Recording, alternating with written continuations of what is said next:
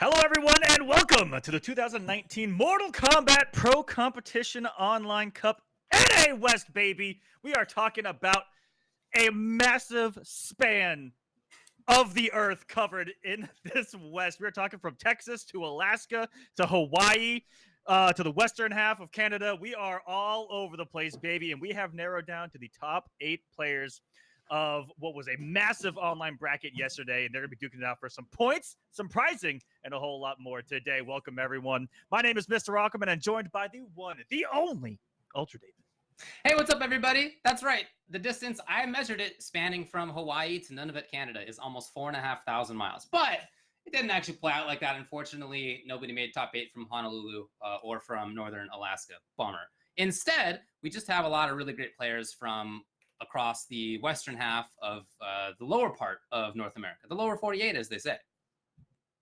Absolutely, man. And that top 8, there are some names in here, and there are a lot of different regions that are covered that I'd say are the strongest scenes of that West Coast. You know, you've got Texas represented, Arizona represented, SoCal, all over the place. You got Northwest represented as well, and I'm super excited to see what these players are going to bring to the table here.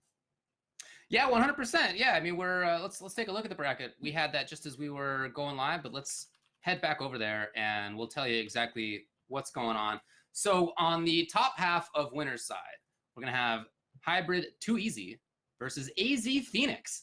I'm super excited about this, not just because of the fact that those are two good players, but because of the fact that, you know what, Too Easy came in here having beaten Scar. I think that's super cool, and Phoenix came in here having beaten Dab. These are not maybe two players that you would have thought could show up here in the top 8, and yet they're both not only in the top 8, but in winner's side, and very deservingly so. Oh, absolutely. You know, coming into this, a couple names stick out. You're right, Phoenix being among them. So sick Nash fan.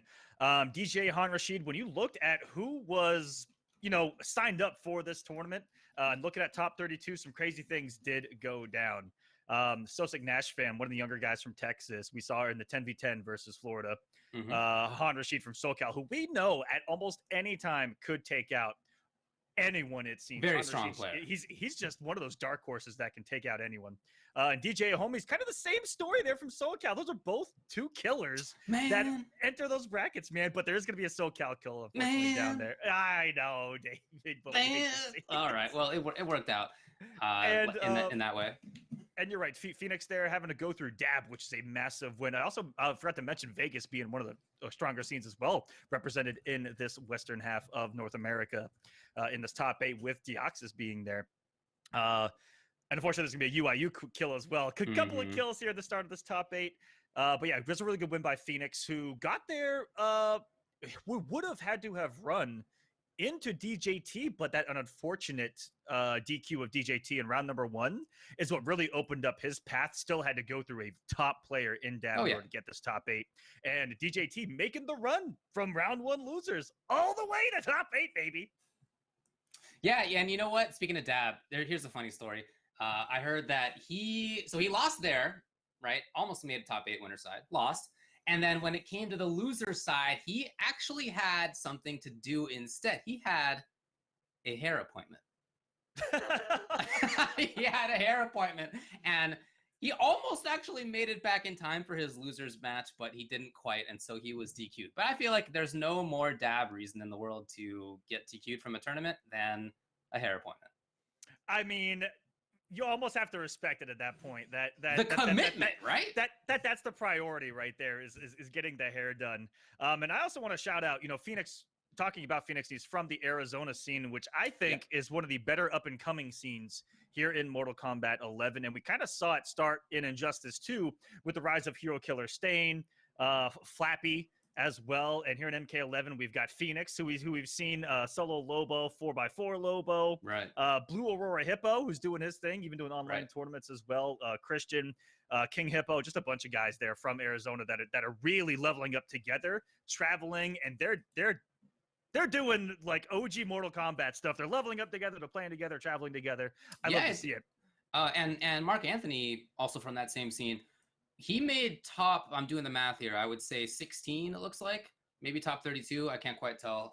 But he only lost to Scar in the end, and he's very strong as well. You know, a bunch of those Arizona cats, traveled to SoCal for one of our monthlies not too long ago. And that's, look, it's both the Southwest, but that's like a 6-7 hour drive, right? Just for a monthly. So that's the kind of dedication that they have. And you can really see that paying off. Yeah, I think Arizona's right next to me, and it's about a 10-hour drive. It's wow, pretty out there. So yeah, yeah. I mean, Texas is pretty big as well. They're definitely, they're like I said, they're definitely a scene to be on the lookout for in the future of NetherRealm games, and even right now, I'm so excited for them. And speaking of other big scenes, Texas. Oh my goodness, there were a couple of upsets, I would say, in that there is only the Deoxys representation and Sosik Nash fan in this top 8 of Texas, when there was also King Gambler, right, Scar, and a couple of others. Scar falling relatively early for how he's positioned here in the pro competition. Big loss to Too Easy, who, in the words of Too Easy, is here to mix, and got him with Sub-Zero on the winner's side. That's a pretty big win. Well, tell him what else Too Easy had to say for today. Oh boy, talking to Too Easy right before this top 8, he told me 2 things. He said he's cooking today. Okay. And he's having UIU for brunch. Oh, yeah? So he's both going to cook them up and then eat them for brunch. He also said, don't say that unless he wins. But I said it preemptively. I may have commentator cursed him. Come on. You know what? But it's not your fault. Gotta have that confidence, man. Cooking today. That is not your fault. You are obligated. You have a duty. Yep. To let the people know. I do. I absolutely think that's the right call. Now, unfortunately, he doesn't have to go through all of UYU on the winner's side, because they do have to take out each other. Correct. In that first match. Newly teammates too, Deoxys and Rewind, having to face each other, and I have seen them go at it quite a few times. Even at Evo, even at CEO, they're sitting down, playing each other with their alternates, talking that smack. So this could be a really good. This is gonna be a really good spot or position to settle that. All right. Well. Oh, I just saw you made in here. What's up, Ultra? I am finally in here. That's correct. So I'm gonna pull up this top 32 and go over a couple of other matches that happened before this top 8 began, guys. There was a lot of very interesting stuff. I think for me, the most interesting path that I've noticed, at least so far in going through the results here, was actually for Titanium Tigers, who lost to Trap Hustler in the winner's side of his pool, then beat Eli the Curry, then beat Trap Hustler again in the rematch, and then in loser side of the later part of things, he had to beat Hero Killer Stain, and then he had to beat Nubcakes, and then he ended up losing to DJT 2-1. That is a remarkable path, and although he didn't end up making it through, I still think that's probably the toughest that I've noticed. That's a lot of very strong players. It was, and good on him to win that run back, and it looks like Tigers may have had a little bit of savagery and mirrored Trap Hustler with Sub-Zero to get the win there. This is a fantastic win. Trap Hustler, we saw at some other pro competition events as well, doing really well. We remember that mirror with Buffalo Daddy. Sorry, it's just in my blood, but yeah, really good Sub-Zero there. A couple of these other matches, I see a lot of Texans in this top 32 that simply did not make it. There was Corey the Dragon that fell to fellow Texan Nash fan. Cusco following the DJA. That's a pretty big one right there. Cusco was 1 win from this top 8 twice. On the winner's side, he fell to Rewind 2-0. On the loser side, falling to DJA 2-1. That's a really close match right there. And a really good win for DJA, because Cusco is always just a massive threat. King Gambler, one of the other Texans. And same thing with Scar. Han Rashid took out almost a lot of the strength coming from the Texas scene. He took out Scar and Gambler back to back to make top 8. That's huge. That's what I'm talking about. That's just a huge win. And having to face Dink in the first round of top 32, that's pretty big. And I don't see much of the Western Canadian scene represented, other than I do see a name in here, Parsa HP, who has just started competing, went to his first offline tournament just a few weeks ago, got top 8 on the loser's side, got top 8 in an online tournament shortly after, and top 32 here. He is on his way to doing good things from, I believe, British Columbia there in Canada. So shouts to Parsa HP. I had to throw that out there as well, as I see a lot more names in this top 32 as we're getting this first match together for you guys' viewing pleasure. Yeah, working on it right now. There was also Illusions in here. It didn't end up having as strong a path as I think he would have wanted to. He ran into DJT right out of the gate. That's a pretty tough call, right? It is. It is. Yeah, for sure. Cyclone making top 32 as well, also falling to DJT. He's been having a really good 2019 in MK11. And yeah, so talk about a big run as well. DJT just from the loser side round 1, having to go through Illusion, Cyclone, and Tigers back to back to back is pretty good. 100%, yeah, and I don't think that that's a big surprise for a player like DJT. I mean, he maybe has not had as much success as he would like to, but he definitely has been playing well, and especially early in MK11 was certainly one of the people who came out really charging. 100%. And let's take a look at this first match. This is going to be Phoenix versus Too Easy. And Phoenix used a couple of different characters on us throughout this bracket. He used Scorpion over Dab and was using the character that Dab was using, Jax, in previous rounds. So a little bit of Jax, a little bit of Scorpion is what we might see out of him. And Too Easy coming in with what looks like Baraka and Sub-Zero. And he's been using kind of the same characters all around. And how funny has it been that they've all survived the patches? You know, we haven't really talked about the patch yet, yeah, but that is a big influence on what we are seeing this weekend, of course. Now, what's very interesting, I think, is, as you just mentioned, Baraka. You know, no substantial changes, right? He's basically the same character that he was before. Jax, basically the same guy he was before. Those are two of the least changed characters. Sub-Zero as well.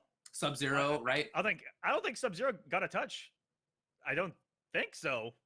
Off the top of my head. Those patch notes were kind of long. I'm pretty sure that... for sure. Yeah, I'm pretty sure Sub-Zero is also one of the ones that were relatively untouched as we are getting into our first match. It's going to be Too Easy. Hidden Cursor. And we've got Phoenix here going straight into Scorpion. Okay. I wouldn't be surprised if we even saw a mirror out of Too Easy, and it looks like that's exactly what we're going to get. I have seen him mirror Scorpions before, and that's why I had to make that call. He is known to have that audacity, baby, and he's got Scorpions to back it up. Okay. Now, this character did get changes, right? He had one of the most significant individual changes in the game, I would say, in making the health port in first hit a high now rather than a mid. Now, I don't think that killed the character, I want to point out, but I do think that that's a substantial change. Not at all, and I did not expect Reborn both to be very popular after those changes as well. You know, with the teleport being kind of blown upable at all times, I would expect that Searing Ranger to be a little more popular. We're seeing a Reborn mirror to start up this top 8 of online. Okay, so you know, one major change in the patch is how the poking game works out. That's a really big thing here. After a down 1, you're going to be able to gel much more easily into highs. That's really changed up how people will pressure. And Scorpion was already doing some of that stuff, so for him, this is even stronger. Oh, wow! I love the idea. We went in. Oh, waking up with the buttons though is Phoenix. No fear. That short delay into the 1-1. This is getting burned up to it. He came off everything. How much scaling is going to be on this? Not too much with that starting with a down 2. I saw some shields at the start before, not seeing any of that stuff now, so he definitely lives. Yes. Oh my god! Throw counter, so something from Phoenix, but whatever it was not the right call. Round 2. Yeah, it looks like you almost did the same read, which was a short delay, but didn't have the buttons that time around, or was simply in a high state and got grabbed. Very scary situation there. Now, when I talk about jailing, if you hit somebody with a down 1, that you then get a free stand 1, and the opponent is in metaphorical jail. They can't do anything about it. That was one of the universal changes in that last patch, was that a lot more characters have just that, where the folks have enough hit advantage to generate guaranteed pressure. Okay, here's the confirm for sure. Working on this right here. Counter pressure. Oh, you only had the 1 hit. You didn't think you needed the second, but it ends up getting the grab afterward. To return the favor, ending with the throw, and this has been a great start to the match. Back and forth in the rounds. Cancel that teleport, but all over it, the reactions from Too Easy. And that's really all you... Once you see that thing start up, you're no longer afraid to press buttons because the teleport's simply not going to hit that down 1. And damage over time here. Oh, he's out! Little individual hits and individual throws have really, really added up. No meter to continue, unfortunately. Oh, that's both defensive bars. Now's the chance. Okay, yep. Starting things off here for Phoenix. If he can get in and deal damage right away, he's a big threat. I don't know that he'll get the chance. He's in trouble. Got the recovery of the whip there. Throw again! And Too Easy blowing it up. He said, I have seen that before. All over with the down 2 crushing blow. 1-0 Too Easy here. Rocking the Combat League skin and everything. As a Scorpion player should. That's a very pretty skin. It is. You know I'm a fan of red. That was the Season of Blood. So very fitting there. I like how they're kind of themed, those Combat League seasons. Yeah, I agree. And man, the skins from this last season, oh my goodness, the Aaron Black one. As much as I didn't want to see another Aaron Black skin, it's beautiful. I definitely, yeah, I hear it. All right, we're going back in the same exact matchup. No changes from Phoenix, who, like I said, also has a Jax. But Too Easy looks like he's ready for the teleports, ready for the teleport cancels. Right. He's staggered incredibly well off of the hit stun, off of his down 1. He'll go into a 1-1 and then mix up off of that as well.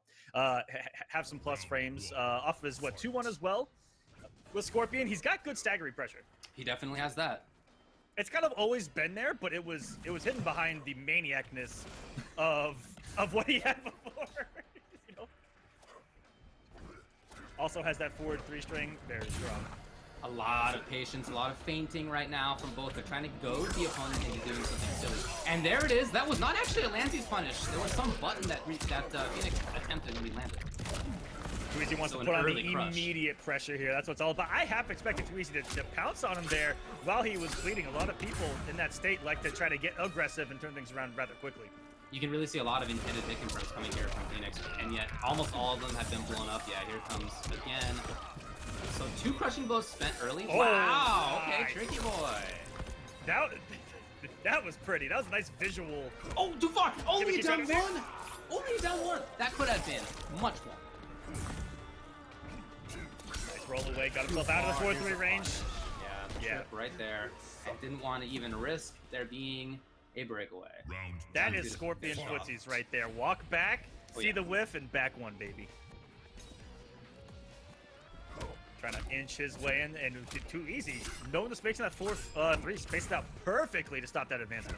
I gotta say, I really like the defense for Too Easy when it's come up. Now, most of this has been him on offense or just zoning out anyway. Wow, okay, beautiful movement. This is great Scorpion play out of Too Easy. Again. Look at this is what I'm talking about. He's been blocking it out so well. And then there was even a stand 1 there just in case there had been a full teleport rather than the cancel. Just gorgeous. Yeah, reacting to it. Good tech on the throw, but both had the same idea. I wonder if that was... Wow, brings in the forbidden overhead. Did they both grab him in that situation? That was cool. Oh no, you're gonna get punished. First big commitment we see on the teleport. No bar to extend though. Still 1 hit away. Here's Too Easy. Oh no, the one time that it hit and he just didn't think he should continue the string. Yeah, just a little bit of lack of belief in a couple of these situations out of Phoenix that we've seen. Yeah, he's in big time trouble right now. Again, you see what I'm talking about? There are these moments. Okay, he finds it. There's a breakaway, of course. Oh no! And how many times has Phoenix resorted to the throw in these situations? I half expected the special. If he would have done teleport cancel fatal blow. Oh man, it actually made it work for them. Wow. Again, I really, really like, it's not just the offense and the spacing from Too Easy, but when he's had to play defense, he's played it very, very well. He's just been blocking a lot. He has preemptively stuck out buttons to try to beat a teleport, even when they're not coming, right? Just an option select. If the opponent cancels the teleport, then you're safe. It's no big deal. But if they did go in, then you get to hit them, right? It's all these little things are really adding up right now. Yes, they are. This is the man. What did he say to you? What did he say to you earlier? He said he's cooking. He's cooking. Yep, he is cooking. I believe this is 3 out of 5, so we need to get that player back into this lobby. I think they thought it was just going to be best of 3 again, but we are telling the players that it is best of 5. It's not over yet. You are still in this. Too Easy remains in the lobby. Guys, this top 8, all top 8s in the pro competition are best of 5. Come on. This is the normal rules. Come on, I understand we're playing on the internet. I get it. But it's the normal rules otherwise, right? We're just playing a regular old tournament. So this has gone a little how I expected it to. I know Too Easy likes the mirror. I've seen it before in online tournaments. Don't know about offline. And Phoenix here in his first top 8. You never know if there could be some nerves going on. This is a pretty big stage. There's a lot of points on the line here for the pro competition, and Fair there's enough. some money on the line as well. That's true. There's 200,000 people watching on the Twitch stream like usual. You know, I mean, there is definitely 200,000. I mean, that's right. Dude, that's right. That's a little less than usual. It's true. Yeah, I mean, it's not our biggest stream ever, but still, it's something that you know, as a player, can be a little difficult to deal with psychologically. Luckily for Phoenix and Too Easy here, they both made on the winner's side. So no matter what, they're guaranteed at least 5th. All right, and he's back in here. Which gets $50 on the day. Everyone on top 8 does get paid. First place getting $400, second place getting $200, third $150, fourth $100. Both fifth players $50, seventh placers get $25. Nice for making this top 8. It's $1,000 for these online events. Still some good money. Not bad for 2 days of playing MK online, which is what you'd probably be doing in the first place. I was just gonna say, right? Like that was your weekend anyway. Yeah, that's what you were gonna do anyway. All right, well, we're back in here. Is it still? And it is still Scorpion. It is still a reborn mirror. No mirror. No Siren Rage in here. No swinging of the chain. Fight. Solid teleport cancels these. I still think this character is quite strong. I mean, I didn't think that he was the best in the game beforehand, but I still think that he's quite strong. I think 90% of the community saw teleport as a high and then just said character dead. Like, without even a thought, right? Nice. Let it keep up. It's a lot of cautious pressure. Yeah, he's ending in a lot of plus frames as well in the 2-1. That is to say, he's doing that a lot. It's only, I think, +2. But still, that's useful. Yes, it is. And talking about Phoenix has really relied on throws, it looks like, in his pressure. He's trying to open up Too Easy, who is blocking very well. Oh! Too easy, settle down, man. Settle down, man. Oh, I'm so sorry. He did go in. No, punish back. For sure. That should be the round. Keeping it very simple and unbreakable. Although there was no meter, but still. Yep. Still, in those situations, sometimes you lose track, and it's still good to practice just that, keep it unbreakable. You are definitely right about that. Woo. Wow. Okay, so our round. Now, is that actually the first round for Phoenix? I think it might be. No, I think that's the first game. In the first game, did he get one? Okay. Yeah, final round. Ooh! Get him, yes! Wow, what a pickup! I thought that was so far forward that one was not going to be able to get it. He's out of there. But now, the intention there was to blow up the teleport, but unfortunately, he just was too far away. And Too Easy's caught him a lot of times with that cancel teleport and that slight walk back and that delayed reaction that one's going to whiff. Look at this defense! You see what I'm talking about? Okay. Only stand 1-1. He didn't confirm it. Now he's seen a lot of neutral ducks after that. This time it didn't come. Oh my god! They told me that the game was going to be less trading poke heavy, man. What's going on here? Fatal blow territory. No! He tried it! He was too late! He got hit in the startup. Okay, finally. Can Too Easy's defense save him here? Yes! Oh, there it is for Phoenix. He takes the game. So he thought it was over, and he got out of here. And he was like, oh man, I'm sent to loser's side. 0-2, I didn't take a single game. He comes back to life. How many times did that exact read cost him games? Going for the throw in those situations, he had gotten down to so many times. And for him to bet it on that again, wow. That's pretty big. I'm giving him 10. I just gave him the 10 right there. There you go. Congrats. But that's got to be quite a feeling as well. You know, you think that you're at it. You think, okay, I'm sent to losers. Now I got to wait to see who I play. Yada, yada. And just like that, you're back in here. It's 2-1. He already thought that he lost. So he's got, if he had nothing to lose before, it's amplified right now. It's like a weight off his back, I would imagine. Yeah. He's like, oh, I thought I lost. Let's just play for fun. And look at him now. There you go. In this match. There you go. Slowly coming to terms with the 200,000 people watching. What if that was the break? He just left, like literally left, and like took a breather. Yeah, that was just his idea. Yeah. Wow. Okay. Get him! No, a throw. Confusing. Ooh. And here's the throw. That's both defensive bars gone just like that though for Too Easy. He cannot get touched. There's got to be. Oh, okay, it worked. You know, it is best to get him off of that crushing blow right out of the gate.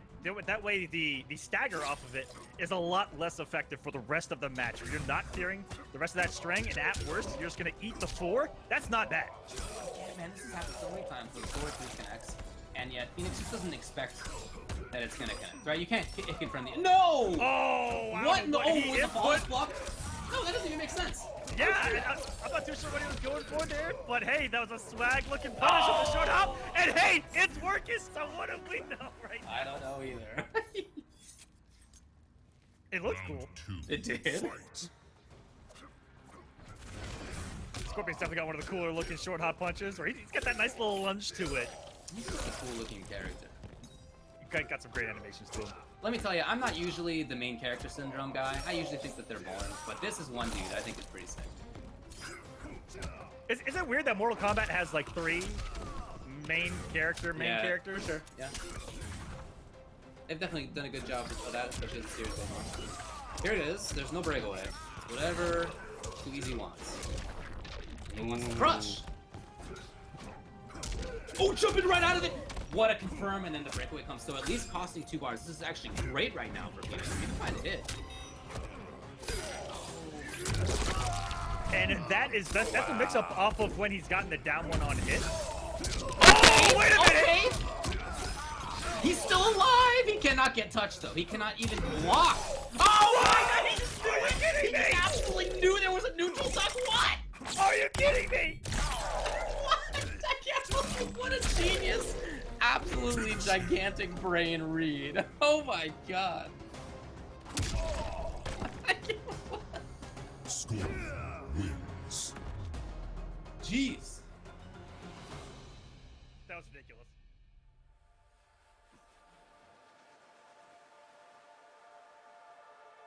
I don't know what to say at this point. What do you do if you are too easy? This is my question now, right? Before, it was, we're wondering about how Phoenix is going to approach coming back right after having lost 0-2. He needed to play a game, so it kind of seemed mentally like he was out of it. Now it's too straight for him.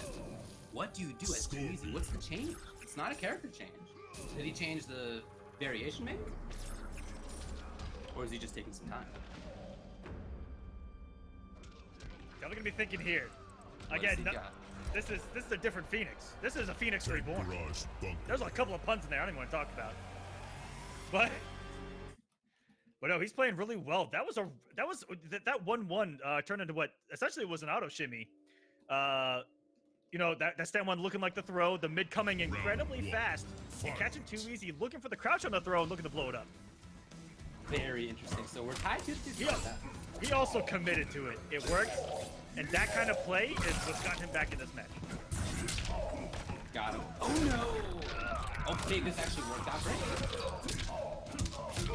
Okay, so he's getting reset a couple of times now. Too easy defense was so good in the first 2 games, and now it's just getting lit up. It's getting lit up. And finally, something maybe to build on.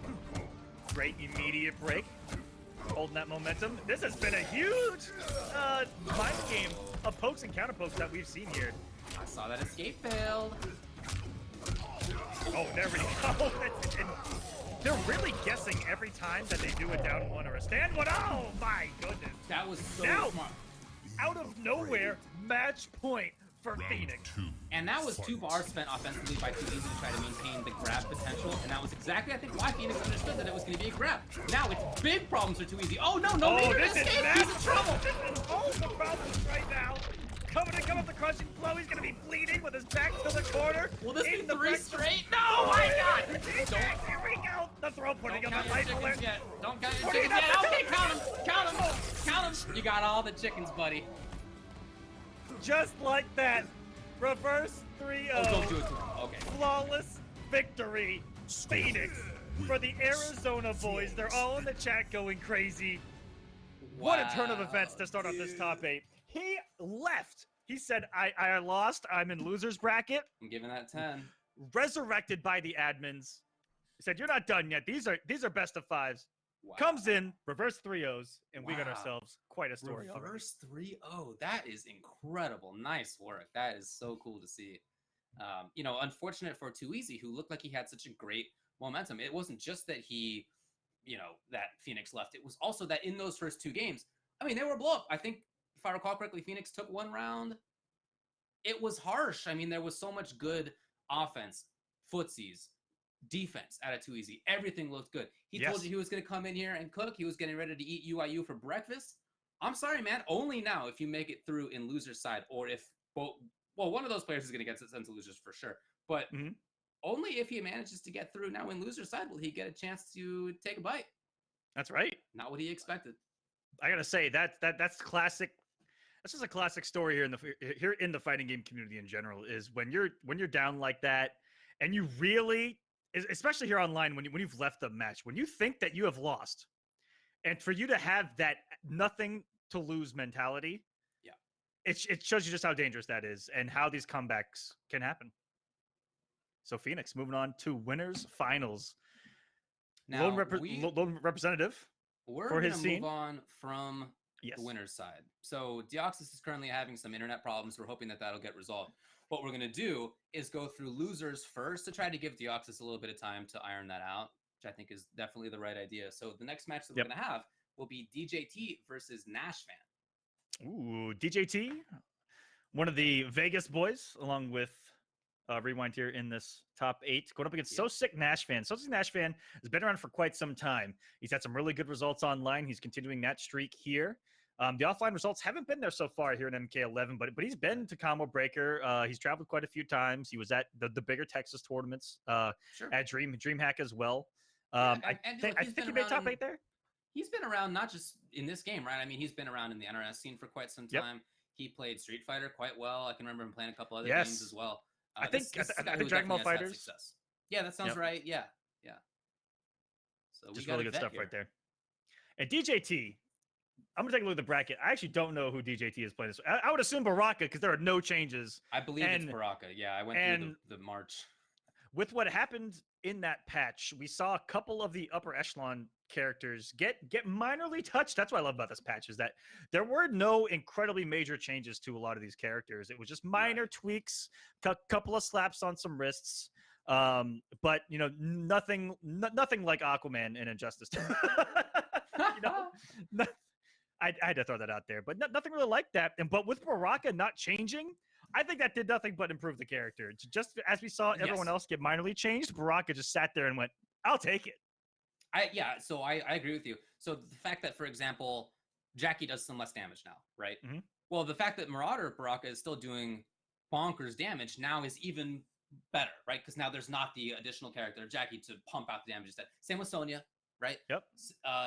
There are characters that, by them getting slightly worse, and I still think that they're fine. Yes. He, as you said, is like relatively lifted up. And yeah, I think that's great. That's how I think patching should be, right? That's like the ideal. And, hats off to NRS. I really feel that in the last game and a half, this game and most of Injustice 2, that they really have done a good job at figuring out much more targeted changes. In Injustice 2, there were some characters who went almost the whole length of the game without changing very much, right? They were mostly the same, a couple of them. That is a sign of a well-designed character at the start. It's a sign that you believe in your vision for the character and what they're like. And it's a sign that the, players there's no outcry in the same way that there was in years past. There's always people who have quibbles, but what I mean is that there's not the huge outcry. It's not Alien. It's not Tanya. That stuff is not exactly. And we haven't got that with Shang Tsung or Nightwolf. This is the first game where DLCs come out and we're like, that's a good character. Right. Yeah, it's just like a good character. Not nerf him to the ground right now. Yeah, not one of the worst or the best, right? As they have been sometimes in the past. Yeah, for sure. Yeah. The Lobos of the world, the day one Jasons. Right, exactly. Yeah, launch Jason. Yeah. But no, you're absolutely right. It's not going to be perfect, right? So some people in the chat are talking about some of the characters who they still think need a little bit of help. That might be true, right? Of course, you're never going to have a perfectly balanced game. It's just that has never existed. But what you can do, I think, is take a slower approach. Right, so they gave some buffs to some of the characters who were a little low, right? I feel personally, people are talking about Collector. I feel like he's quite good now, but there are other characters that you know, maybe I don't know how you feel about Kotal, for example. He didn't get the world, but he got a little bit better, and that's you know, that's I really feel like how they should do it. Maybe you give him another 3 months now, and if people are still like, "Well, Kotal's not that great," still maybe you give him a little bit more, but don't jump. So I have you know, mentalities of the character, but at the end of the day, you have to sit there and look at the changes and go, I feel like I'm playing the game a little better and a little more with that character. You know, it was slight quality of life improvements that they gave Kotal and a lot of those characters that were deemed near the bottom. That just helped them play the game a little more. You know, a couple of them were massive improvements. Look at Frost, for instance. Frost is being looked at in a completely different light right now because she was on that cusp. And I think Kotal it's the same story with a lot of these bottom characters. If they buffed Kotal a certain way, he'd probably be broken. I'm going to come out and say it. 100%. Yeah. I'm going to come out and say it. Kotal already does some of the most damage in the game. He's got the most health in the game. He boogies across the screen. If he had a 9-frame mid that was hit confirmable, he'd probably that like tick thrown off of. Yeah. Okay. He'd be broken. I'm just going to come out and say it. Like, that's probably not a great idea, like things that Kotal players want that we had in MKX, I don't think belong in this game. Right. But look at Frost. They gave her that newly added back one, and just that elevated her game drastically.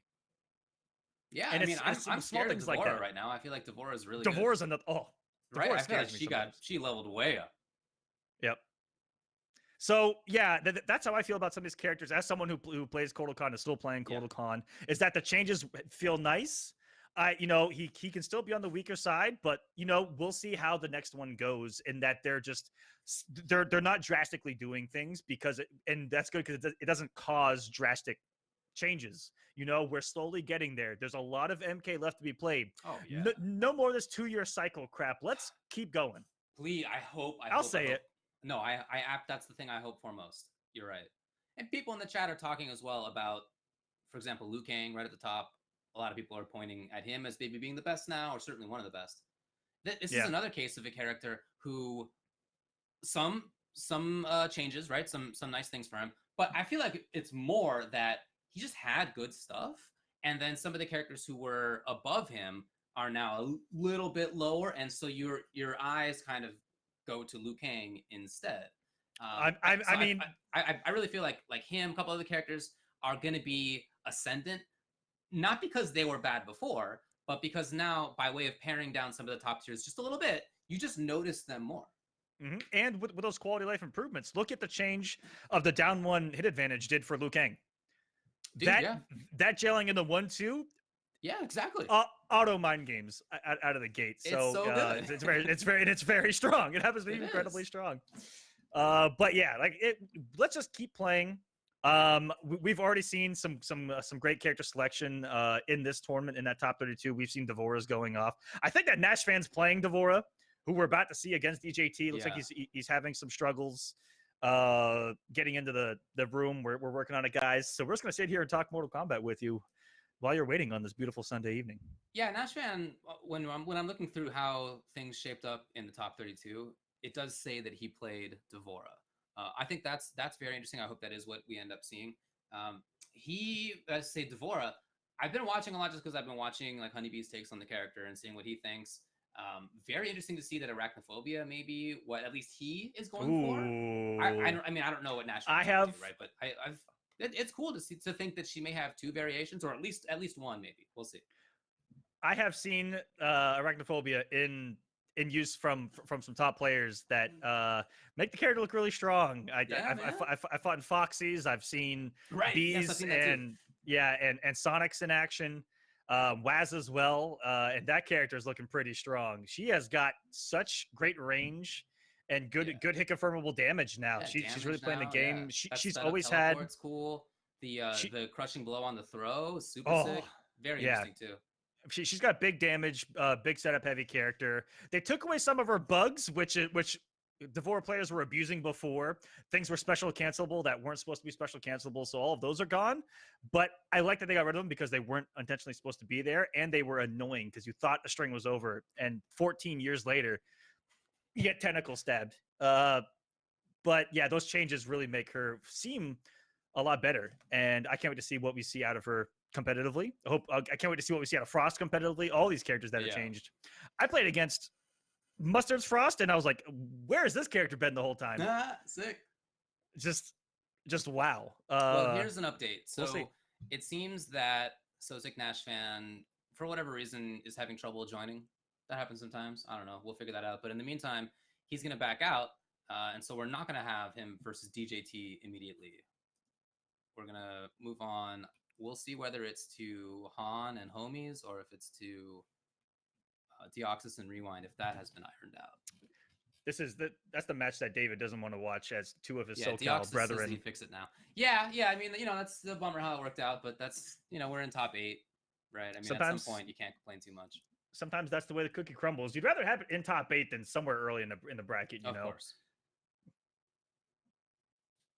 DJA has been around for a very long time. I think he's been around since the beginning of MK9. Like, he's been around since the dawn of the NRS scene. I've known him as primarily kind of a rushdown specialist. Johnny Cage's, Nightwing's of our scene, just very offensive heavy player. And I haven't gotten to see him too much here in this game. Because I'm going to pull up top 32 bracket and get a refresh on what he went through. It looks like I believe he took over he Cusco. used Cassie. Is that the case? It was Cassie. Let me see if that was the case in his pool as well. It was Cassie. Losers? He got sent to losers by Cyclone. Okay. So in that match, it says that he played Cassie, lost, then went to the big man Shao Kahn.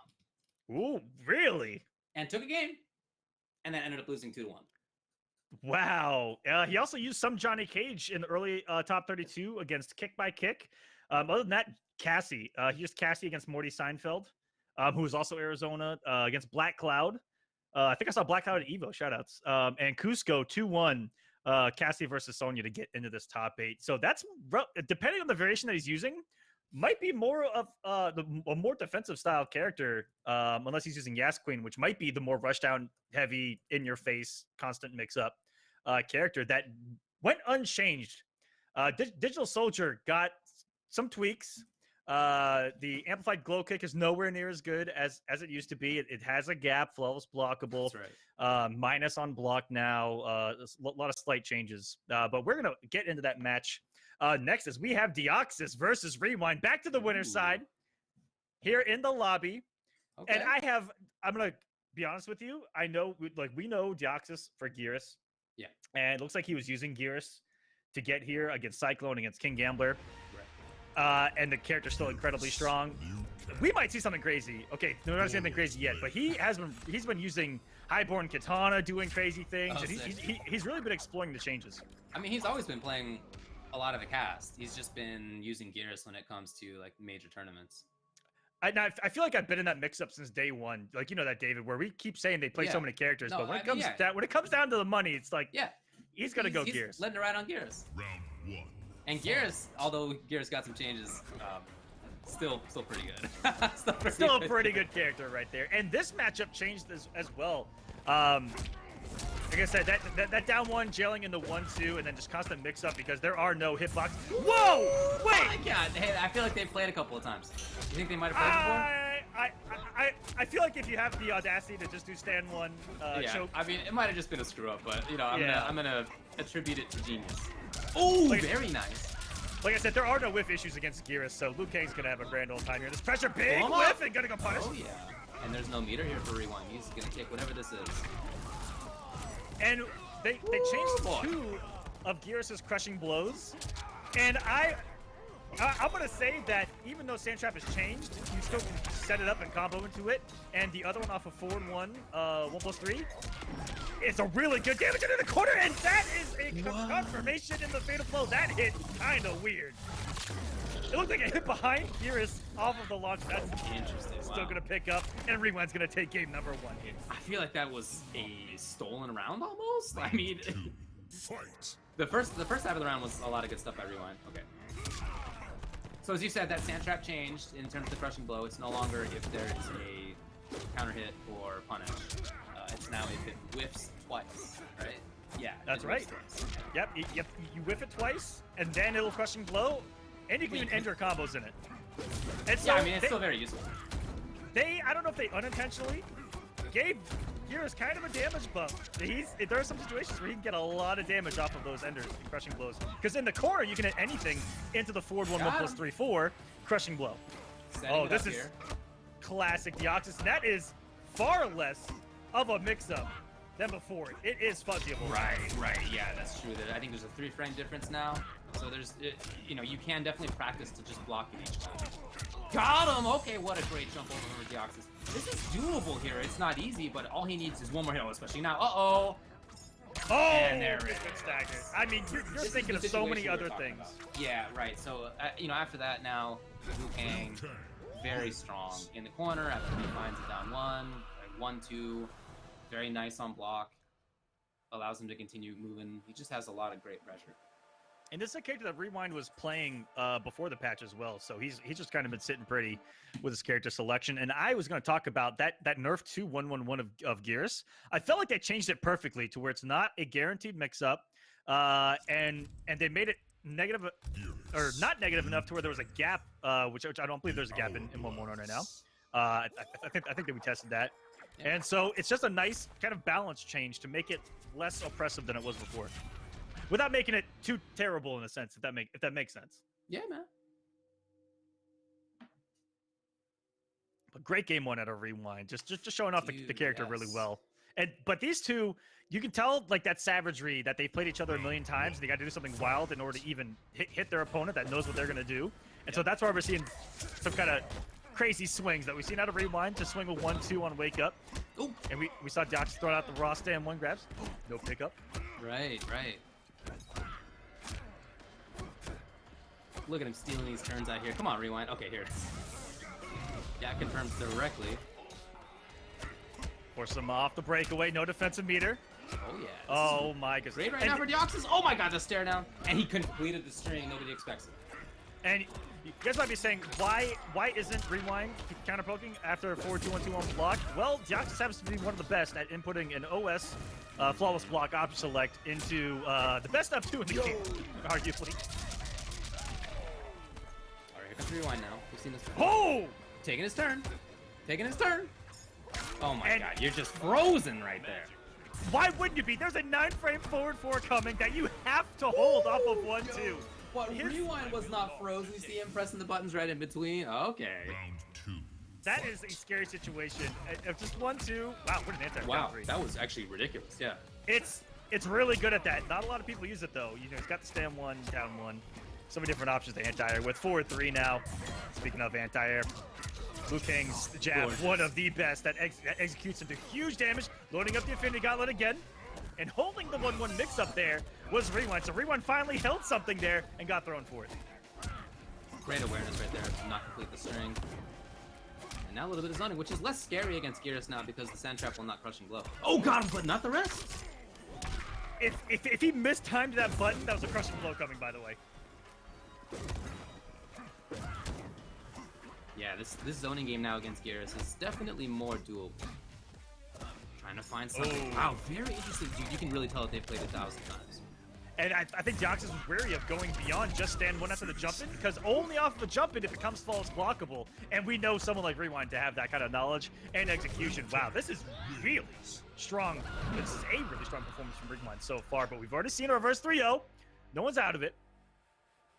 But this has been a dominant performance so far from a previous EVO champion that we have been waiting to see him really take off here in MK11 and get those dominant performances that we're used to seeing. And That's is it true. finally time? Has that time finally come for young Rewind here?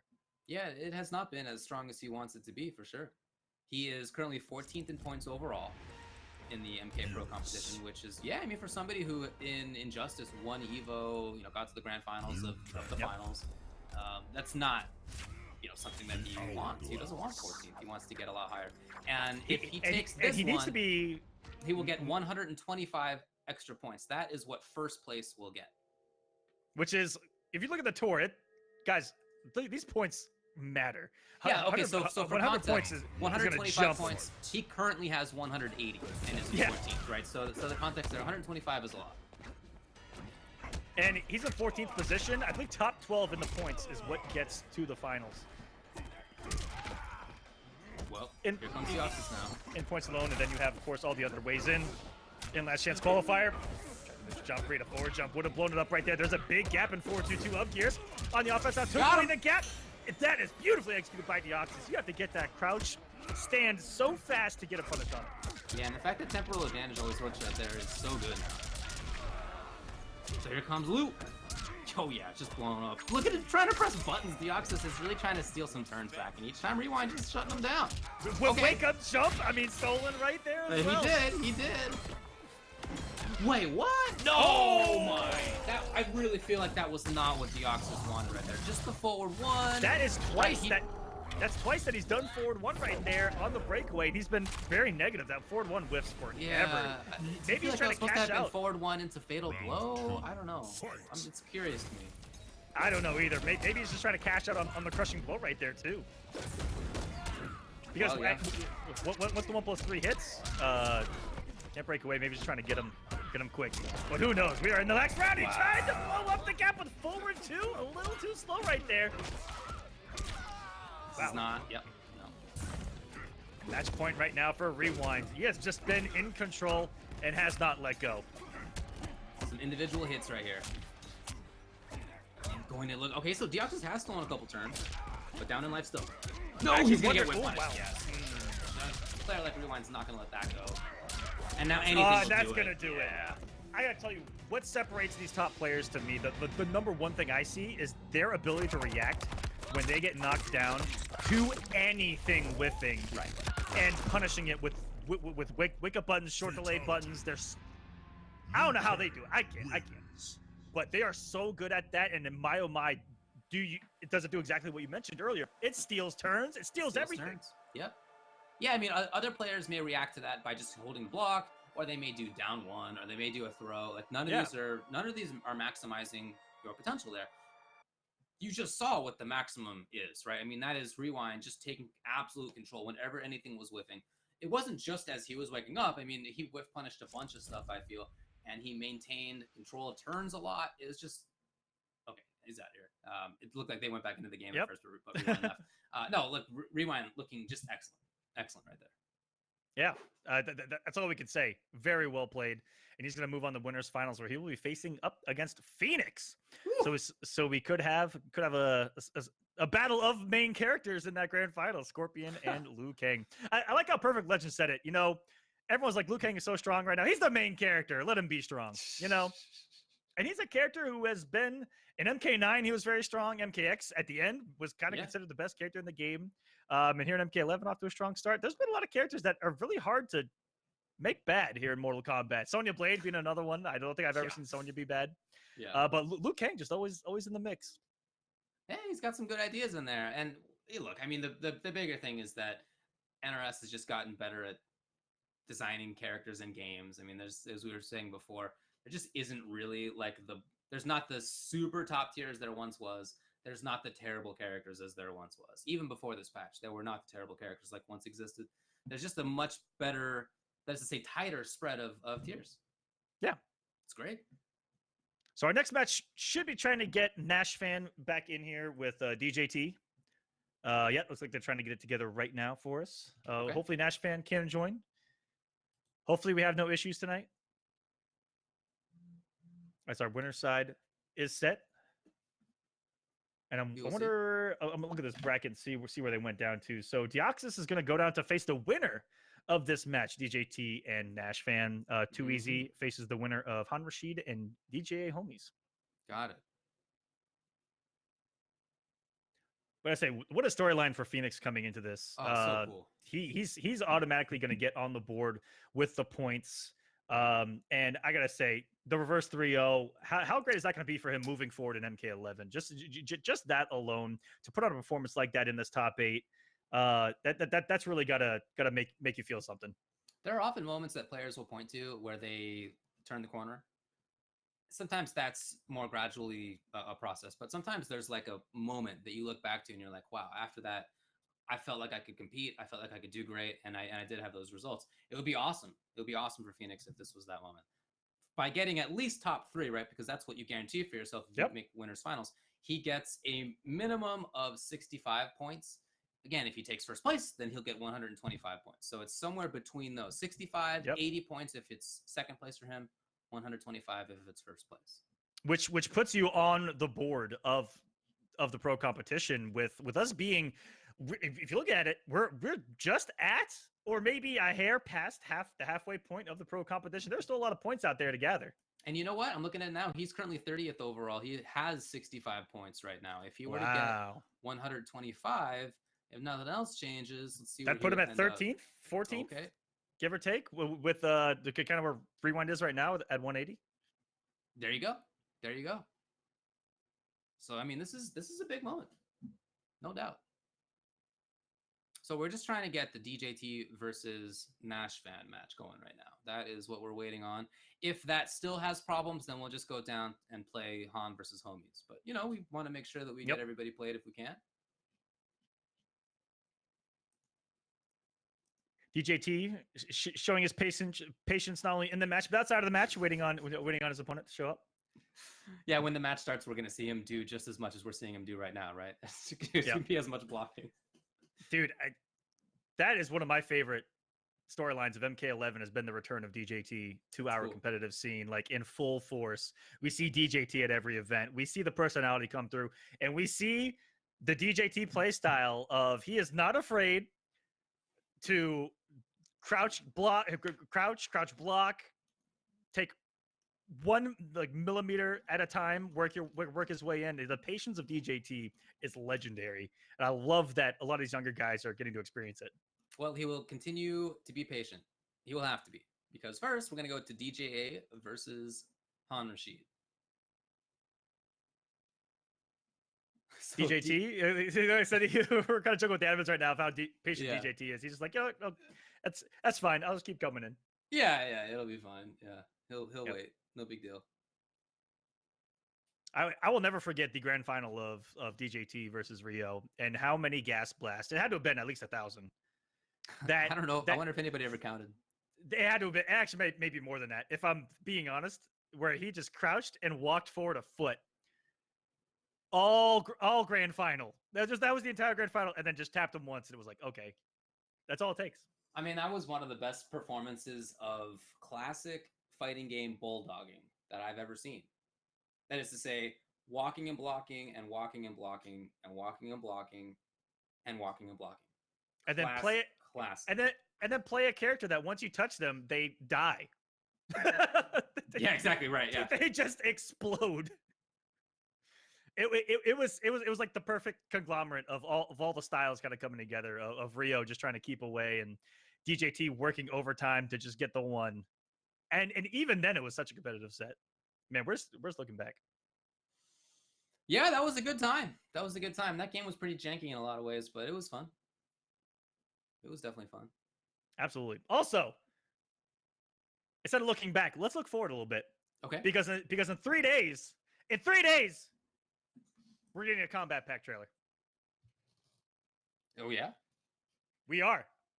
Sick. In 3 days, ladies and gentlemen, get ready for that Combat Pack trailer to drop. I know that 8 billion people online have complained enough.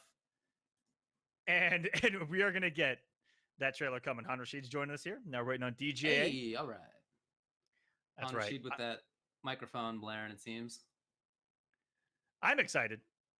This is great. I mean, these guys are two SoCal players. This is going to be Han Rashid, and it will be DJT Homies. They've played 1,000 times. That's probably undercounting, to be honest. Right? So in reality, it probably isn't undercounting. So I mean, they definitely know each other, but still, it's unfortunate that it worked out like that. You know what else is actually wild? I'm doing the math right now. They are tied currently when it comes to points. They both have 25 points. Ooh. On the so no matter what, winner surpasses the other. In this match. Yeah, exactly.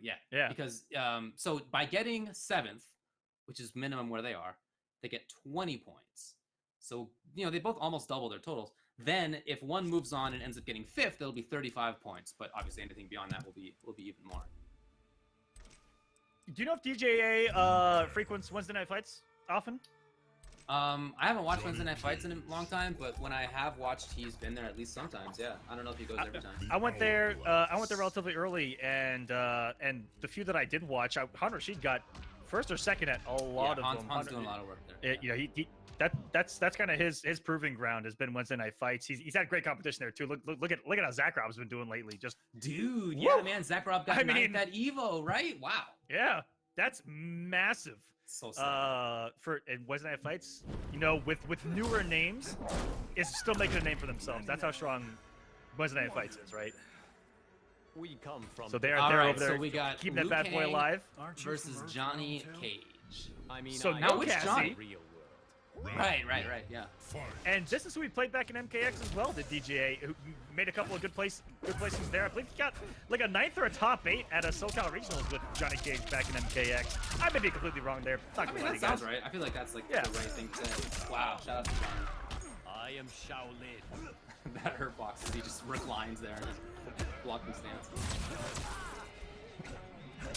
And look at Han just utilize the just the walk speed of Liu Kang. His walk back speed and backdash are so strong. He sets up so many whiff punishes with a pickup off that deep jump kick as well. And the big read of the down two. These guys are trading down again. You can really tell that they've played each other a lot. I mean, some of the decisions that are being made here are the decisions that you make if you know with surety what the opponent wants to do. Ooh, that was cool. Oh, nice patience there by DJA. Just to wait a second, and you know he backs off. Sometimes when you sit at that distance and you wait a second, you kind of know when a button's gonna come. That's exactly what DJA did right there. He's like, you know what? These Liu Kang players are so button pressy. They're gonna press something right about here. And that wasn't the whip punish, but I love it. It was still at a range where you could see on the next deck. Oh my god, dude, the conversion out of the air? That was like some max distance for conversion right there. Beautiful pickup. So he's gonna put him at 42 health here, walking up and just dude, you know what? That little side judo chop just What's wild is that in my brain, that game was not actually a blow-up. Like in my brain, I'm thinking like, wow, Homies did some cool stuff. Like, you know, he had a cool whiff punish in there. I liked some of the defense. He had some blocking in there. And then it was like actually a quick 2-0 in rounds. Yeah. Shots on. Yeah, really good anti-airs. Both of them had some really good whiff punishes. They had great commitment off of it as well, because there were some times where, you know, that DJA whiff punish, for instance, that's not something they can really react to. You just gotta throw that bad boy out there and end up catching a button. Johnny can stay relatively safe though, which is what nice thing about Johnny Cage. This is a matchup I don't know too much about head-to-head. It's not one that we see an awful lot. I'm glad that we are seeing it here on a stage like this. Yeah, it's cool. More characters, just a little more variety. And in how many people have you seen come in with multiple characters too into this top 8? And this is the first tournament since the patch that we've seen on the pro competition. So we're really getting our first taste of some of the changes and how it affects it, not just casually, but competitively. By the way, I did the research, and they got those points by both getting the same placing at Combo Breaker, which was 25th. So these guys, wow, they're really keeping it up with each other. That was a big tournament. To get 25th there is very good. There was what, 700 plus, 800 plus there at Combo Breaker, and for both of them to get 25th, good showings. Homie's trying to zone it out just a little bit here. Slow things down slightly, getting that offensive meter back. Both these characters have a very similar. As soon as he got it, he came back in. Beautiful. Wow. Okay. It's kind of a tell, to be honest. I'm surprised Han didn't expect. No meter at all for Han Rashid right now. He has a mountain to climb. When Liu touches you with that stand 1, okay, yeah, again. There we go. And that's the fear of a stand 1 or a forward 4. Disrespecting it with the wake up, jumping all over his Han Rashid reaction. Now, a little bit of a bummer maybe that he did hold for the crushing blow, but still, look, he got the round. Round 2, fight. It's something there. Oh my goodness. Liu Kang 101. Sometimes raw flying kick just works. Because everyone's trying to inch their way in on the zoning, right? Or they're always trying to move forward against a character strong. Zoning presence, wow. Yes. Wow, the rare wake up out of Liu. I pray for you. That was for breakfast here? Oh, yeah, it's the round, just like that. Some kind of activity at Homies, whatever it was, just did not work. Final round. Fight. Possibly the old up on wake up, and I never see anyone go for that interactive move. Coming off the offensive bar for it. Pick him in the Keep it corner. up. Nice pickup. Ended up costing 2 bars and still in pressure. Oh man. Oh, The demoralizing thing about this too is that it's not a lot of damage each time, but you know you're just stuck in the blender for a while. Yeah, that's right. You're just gonna put in a similar situation all over again. Guess wrong once Escape or twice. fail, doesn't really matter at this point. Yeah, he's just gonna seal it. He just wanted to get chipped, but instead there was an anti-air, and that's fine too. It's 2-0 just like that. That's a nightmare of a situation of being in and of itself, being one hit from death and having to avoid an amplified straight shot, which is pretty much covers the whole screen at one time, other than holding down. If the amplified low, which you think, okay, I'm gonna make this jump read on the low projectile, eat the amplify second shot, and you just go in the next round demoralized, which is what DJA is probably doing right now. Well, you might be right. It's got to win 3 in a row. We've seen that happen. I say that because I feel that pain. I know that pain. I think we all know that pain. Sure. But he's definitely had his moments. The spacing's been really good. Yeah, just I still feel like he's not getting lit up, and yet, I mean, obviously the results are not that story, but in my mind, I'm thinking of like all these cool whiff punishes that we've seen, nice conversions. He's blocked a lot, like he's had pretty good. He just hasn't got defense. He hasn't got the positioning. You know, he hasn't put Rashid in the corner and done the Johnny Cage things. You know, throwing some random anti-counter poke no punches. You know, little things like that. And he hasn't got the big damage either. It's just been these stray hits, these small little conversions off of the whip punishes that he's only going into nut punch, you know, or shadow kick, and that's about it. I'd love to have seen Landon's punch there instead of just grab. You can see he does not want to get close. I mean, that is the name of the game right now. Control space, keep it slow. Don't let this monster in. He's gonna maul you. And he's about to find himself in the corner. And the moment that he was like, man, I'm about at the corner, went on the offense there. That was so smart by DJA to reverse that positioning. I feel like I'm so worried for him whenever he gets knocked down. Okay, now he's in trouble. That's an okay, what a read. That is a massive, unfortunate. Okay. And you could have taken it. Okay, he ends up doing it. I only need That breakaway on the raw flying kick almost cost DJA there. That's right.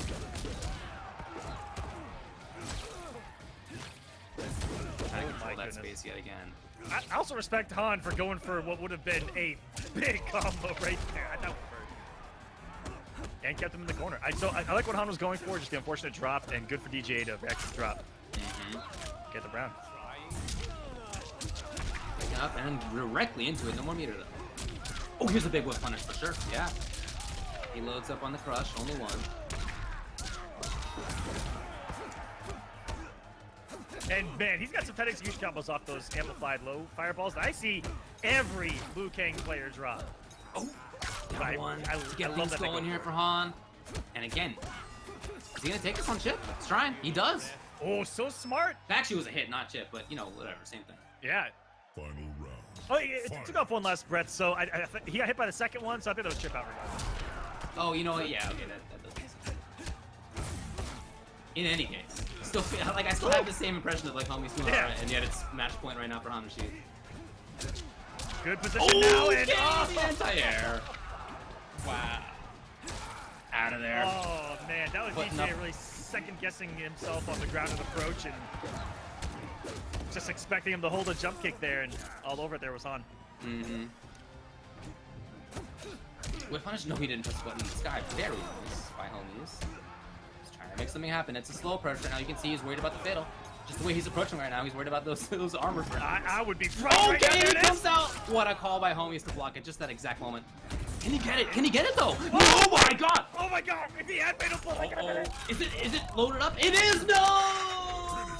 And just like that, it was one hit. It was loaded up.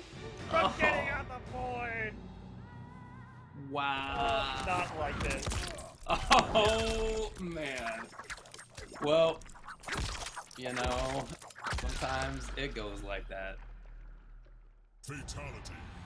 Sometimes it goes that way. Wins.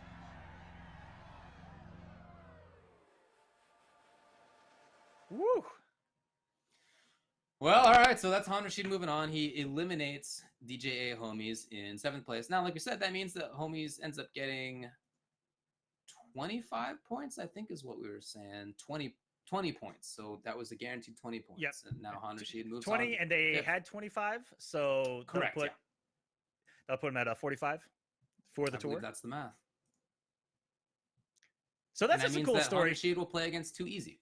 That's a cool story coming in. They both have the same points, placed the same, and for them to duke it out here to see, you know, who's going to advance on that leaderboard of the pro competition is really cool for those SoCal guys. And Han Rashid being the one to do it. 3-0 could have easily gone a distance there. DJ, unfortunate, didn't have any offensive bar on that nut punch, just had to take the restand.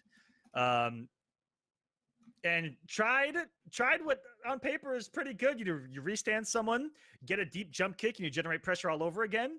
But Han Rashid's execution on the flawless block of the jump kick, if you are a couple of frames off, a frame off, you die. Yeah. That's pretty good. It's pretty good. For sure. that's some high execution stuff right there. All right, which means that we're going to try, once again, Nashvan and DJT. And I believe that we're gonna try to make a new lobby and get that set up as well. Okay. All right. In that case, then, are we going to go to break now? It looks like we might be going to break. We'll see what the set call that is, and up we'll let y'all know. as we speculate wildly as to how the rest of this tournament is going to go. No, this is going really well. These matches are great. Even the 3-0s have been incredibly enjoyable. You know, rewind over Deoxys. We've seen two teammates that play each other so much, and the same thing with Han Rashid and DJ. We've seen two people that are very similar, or sorry, not very similar, but very, very acquainted with how the other plays. Of course. And we just got to see some really cool matches. DJA, unfortunately didn't get to extend that match when he really had it right in front of him. The execution of Han Rashid paying off with the flawless block up too. We saw the same thing against with Rewind and Deoxys. That flawless block of the jump in. Woo!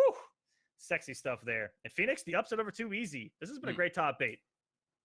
And for now, we are going to take a break as we create a new lobby, hoping to get Nashvan in this thing. We're going to do our best to make that happen. Maybe try to fix some other issues that are going on as well.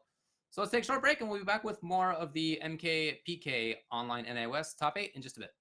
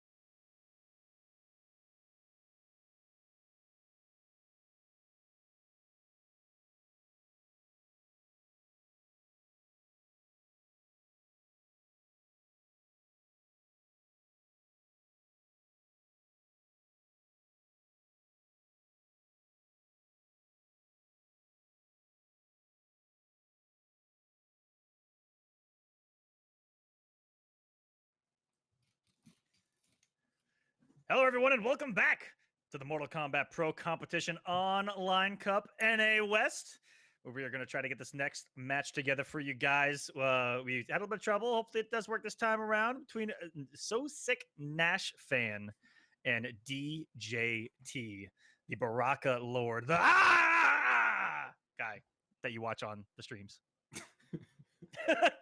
Is that how he's known now? The guy who does this? The Chop Chop guy, yeah. Oh, okay. That's what. I mean, that's a good way. It's a good way to be known. Sure. Yeah. I like to think of DJT's Chop Chop as the Aquaman Trident Rush of the day. You know, that's what it is for MK11. Okay, I'm on board. I'm on board with that. Yeah, exactly. That's about as close as we get, right? You just saved it for me. Yeah, I'm on board now. Oh man. Good stuff. Yeah, like I said, that's just DJT's personality coming through. He's always done that. MKX, MK9. You guys should see the old what were they? The MKX Pro League smack talk videos for top 8s.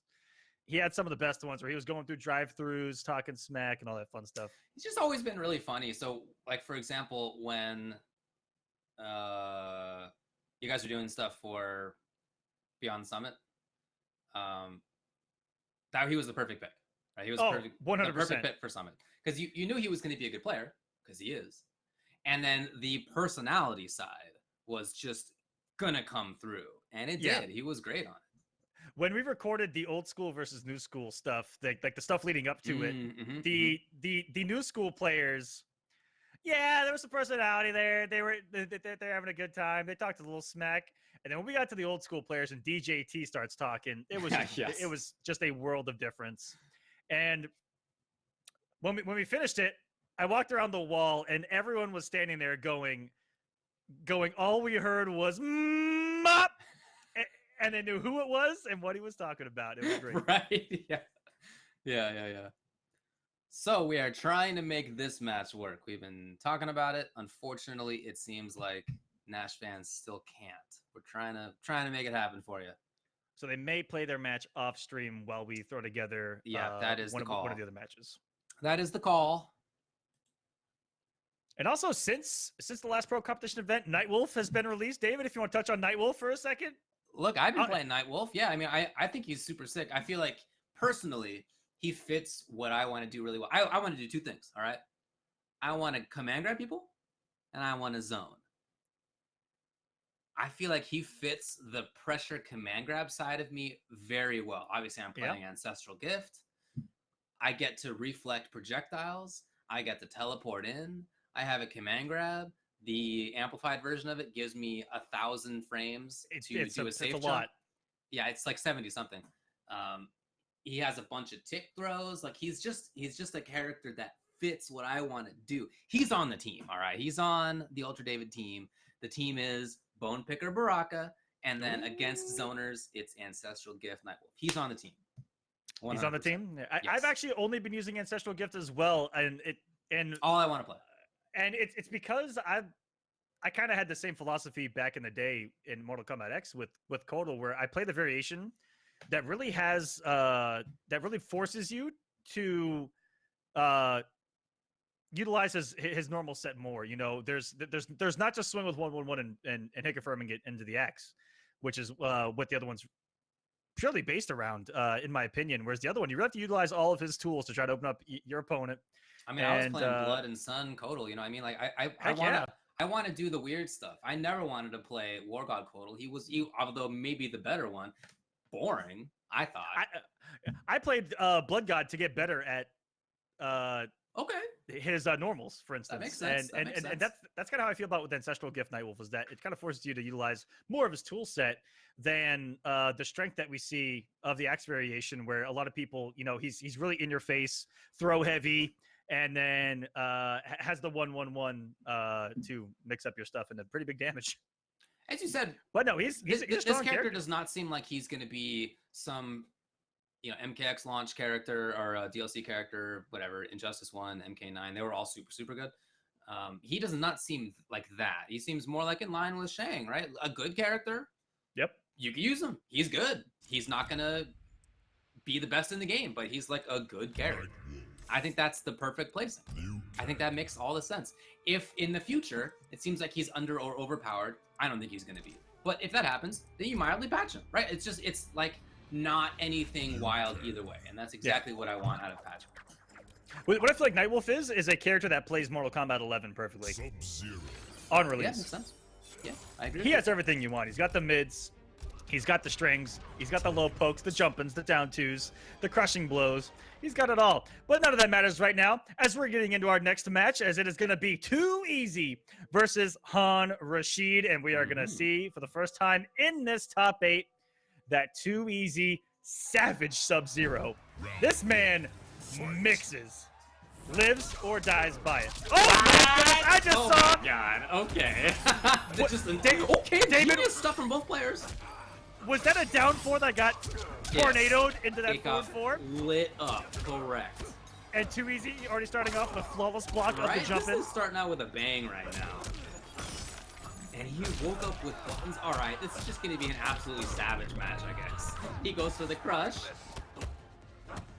Setting up a bit of pressure for himself. Some staggers in here. This is great with options. Oh, here's a big chance. Whip punish, not quite. Not quite. Almost. Finish the string. Oh, out of the sky. You know it's great. And I feel like he tried the meaty, but was there... It wasn't the delayed wake up, right? I feel like he just woke right up and then failed. I don't know, maybe it just wasn't the timing that Han expected. Either way, Too Easy's gonna go up here. Off of that big comeback resource, though. Oh, one of his comeback resources. He's still got the mix-ups. And woo, the step back into the back 3, catching the button of Han Rashid, and we know these Liu Kang players be kind of button pressing. And understandably so. See right here. Does he spend only one? Woo, back into it. I feel like he's got it loaded now. I think I've seen a few.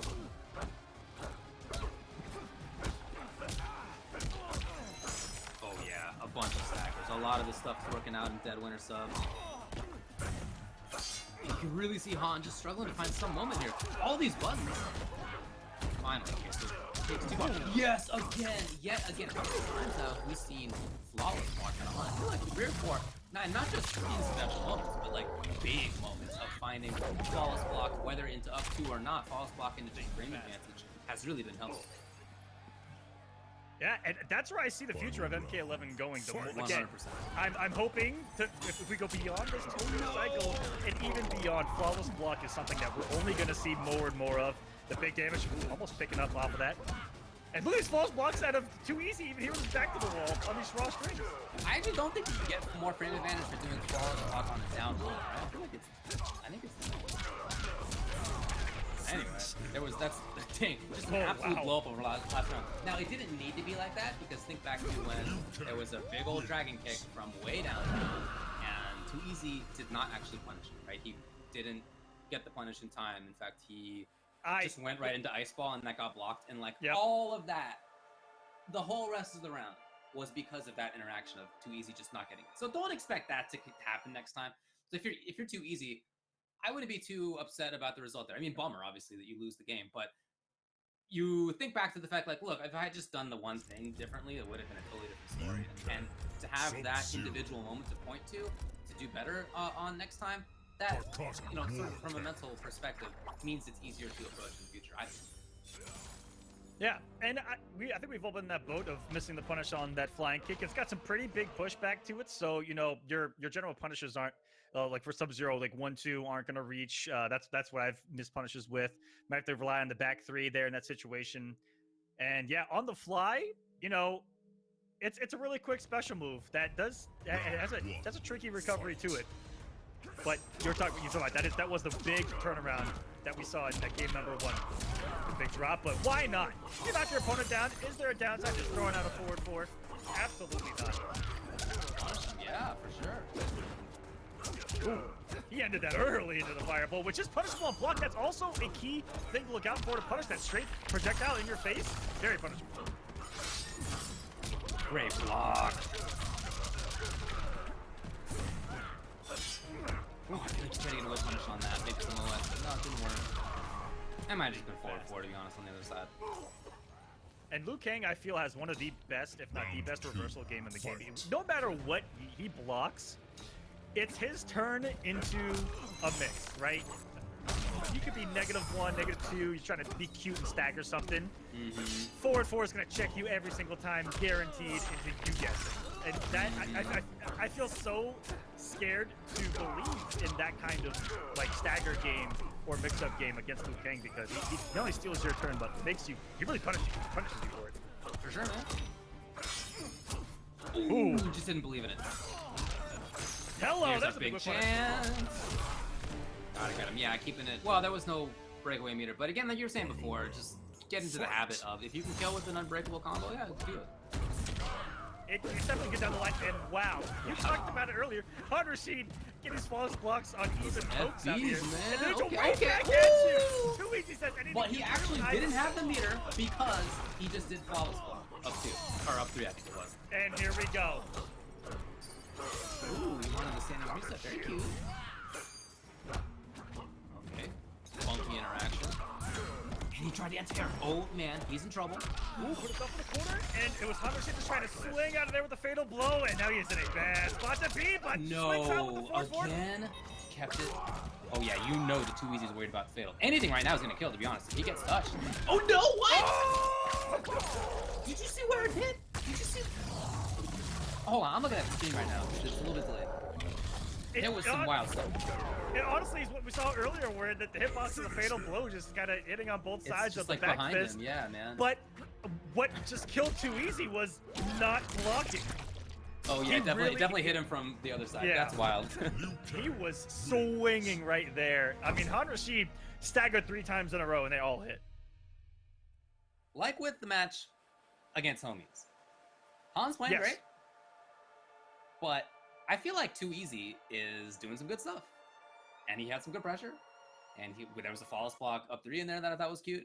Like, there's definitely cool stuff, good stuff happening on Too Easy's side. And yet here he is down 0-2 in just the same way that Homies was. Han's still running away with it. Oh, yeah. Honestly, could have gone either way right there. It could have. 100%. 100%. But it's still 2-0 Han Rashid.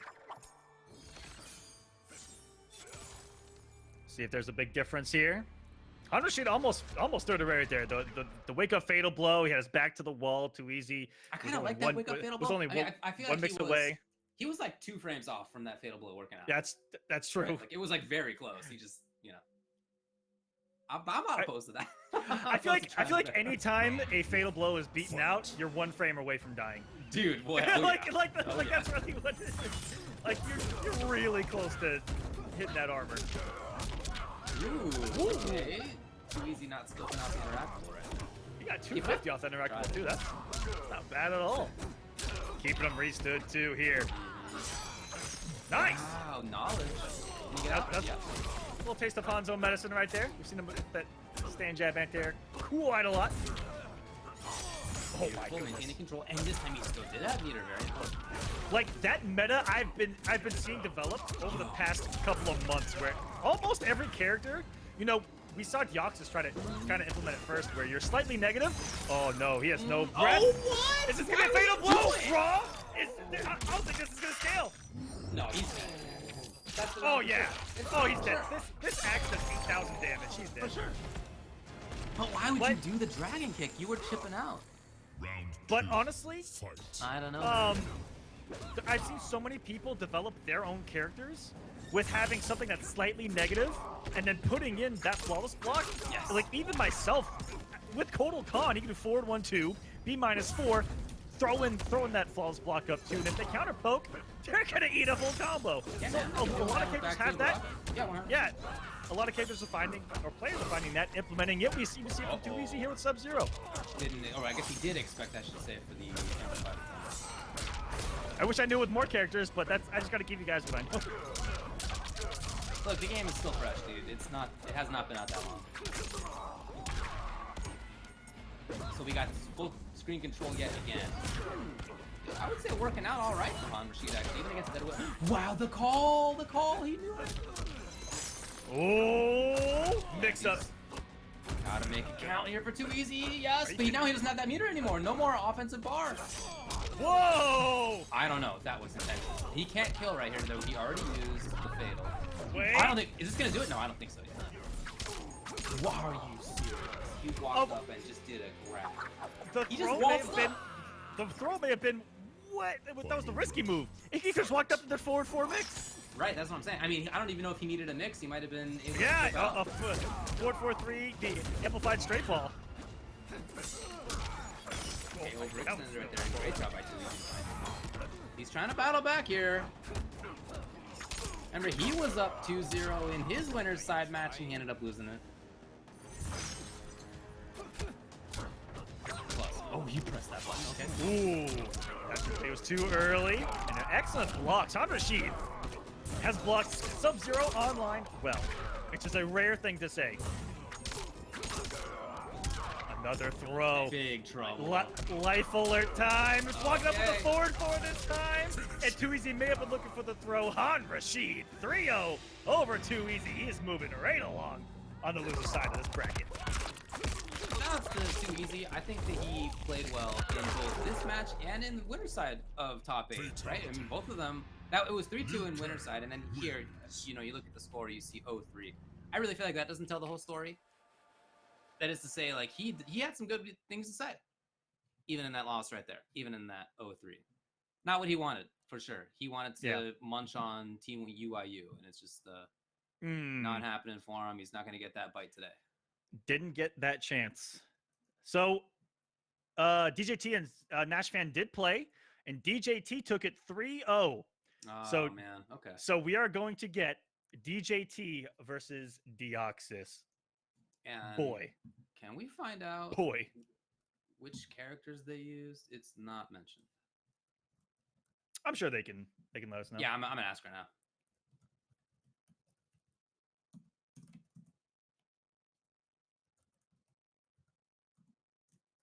Well, either way, I'm really excited for this match. DJT Deoxys. Kind of the old guard versus the new guard here. Yeah, of course, as we mentioned, DJT has been around since MK9. He had some of the hypest matches in MK9. Extremely, extremely strong player. And at that time, how old would you say Deoxys was? Was he in 2 digits yet? Was he in double digits yet? I don't know. Maybe just barely. Maybe 10. Maybe 10. Yeah, that actually might be right. He might have been 10 years old. He wasn't a teenager. That's for sure. He was not yet a teenager. He was in. That's crazy. He was in the previous phase. So DJT used Baraka to confirm. Is it crazy that Sonic Fox was around the same age? Fox? I mean, even Fox is the old man compared to Deoxys. Fox is a couple years older. Yeah, just a couple. I think that Fox. But in the context 12, of being like 21, like that is a long time, right? If you're 21 and the other guy's 19, you feel like you're the old man. Yep. And it just keeps going up. Like you're old, ancient, prehistoric, and then yes, and then eventually like fossilized. I mean, in the history of the competitive NRS scene, like I'm prehistoric, right? If history started with MK9, then I'm definitely prehistory. Yeah. Dinosaurs, man. Yeah. Also, that just made me think of DJT coming out the CEO with the rest of Yomi to the Jurassic Park theme song. Dude, okay. One of the most anticlimactic intros that I think have ever happened at CEO. Just and then they're trying to hype up the crowd like it's actually going to happen. I know, yeah. Shaolin Trap Dungeon. All right, so it's going to be Garrus for Deoxys, and it will be Marauder Baraka for DJT. Loving that blue right there, DJT. Loving that blue. That's a good one. So this match, I feel, as we were saying before, that Baraka got better by other characters getting slightly worse. So I didn't think he got lit up before, but now the fact that you don't have to worry about the sand trap crushing glow in the same way, but you can throw. I mean, you can't throw fireballs for free because he can still obviously do sand trap to get next to you, but you don't have to worry about the 31% damage, and that means that you can do it a little bit more frequently. Oh, he's getting that gauntlet loaded right out of the gate. Up, because this is just pressure right now. And this is DJT Baraka. A lot of patience. This is going to be an interesting matchup to see that patience on this. Okay. On this, he's trying to bait out those false blocks. I like it. Yes. Ooh, look at the use of the normals DJT here. Oh, here we go. Ridiculous defense. Damage! By Deoxys. Damage! Oh. Oh no! With that gauntlet loaded, he gets the big boy stuff. Oh, he is. Okay, so there's Deoxys making adjustments to the staggers of the 1-1. And this is going to be interesting to see DJT's patience pay off in the matchup that doesn't have conventional projectiles and is a character that wants you by him. Are you serious? The one time he completed the string? The one time. Yeah. Literally the one time. Yeah, that's incredible for Deoxys right there. He hadn't even been doing like a down one false block OS. He had just been blocking out previously. Yeah, I'm about to say, I honestly wouldn't be surprised if he has just a flawless block up to input there and kind of knows what to do afterwards, like he's actually OSing even the staggers into it. I wouldn't be surprised. I doubt he is, but I wouldn't be surprised. Trying to make something happen here. A lot of little staggers, and that's certainly something that Baraka can do. Yeah, he's still really paying attention to that. Ah, Deoxys finds it. And he's very cautious. I feel like that could have been forward Yeah, 4. forward 4. Yeah, forward Yeah. 4. Okay, trying to make his way back in. And Deoxys, I really like Deoxys' style right now. He has been such a demon defensively in this matchup. A couple times DJT has had pressure. Deoxys has just blocked correctly or flawless blocked correctly or whatever. And other than that, he's had this full screen and it's just been working like gangbusters. Are we seeing Deoxys out defense and out patient DJT so far? It's been DJT who's the one who's been on the offensive. You know, you're right. Oh, right now, here we go. right now, it's a different story. Will he complete it? No. Oh my jump! goodness! The micro jump! That was, I think, the last millisecond possible. Deoxys taking game number 1. I'm just thinking about the defense right there from Deoxys. He got under the grab, he blocked correctly, he flawless blocked correctly. It was gorgeous. I never would have thought that I'd see a Baraka versus Geras matchup almost go to a timeout. Ever. That was amazing. These two characters do the most damage in the game. Flat out. And we almost went to a timeout. Purely based off of fundamentals. Right. The patience by both, the offense by both. This is an interesting matchup. You know, Deoxys I thought would be the more aggressor, and he's clearly not. It's been DJT on the offense the whole time. Yeah, and not even wild offense, right? It's been slow approach kind of offense. It's been that same bulldogging that we talked about when he had to play in Cyrax versus Cabal versus Rio 7 or 8 years ago. It's been that same kind of slow approach. Yeah, slow approach. It's been like a boxing match where he gets in there, throws a couple of jabs, and then backs off. And we haven't seen too many haymakers thrown. Okay, all right. He's really staggering it well right now. He's trying to take advantage of what Deoxys has been trying to do. Oh, he had it! Just didn't have the bar for the up 2.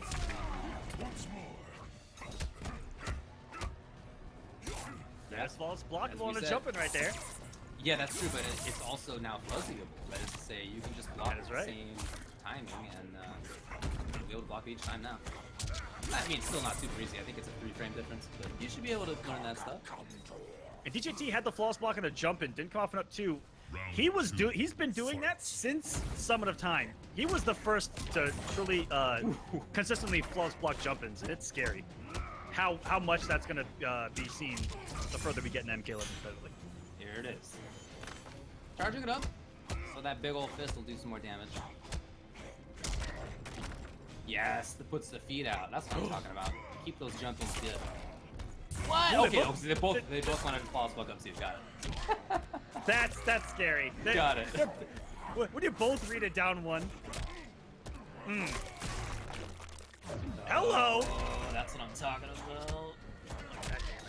That's what I'm talking about. Look at this. He has made this really work out. It's basically 1-1, 1-1-2, or grab. Or there's a grab somewhere, right? There. Finally, completes the string and Deoxys is ready, but out of there is DJT.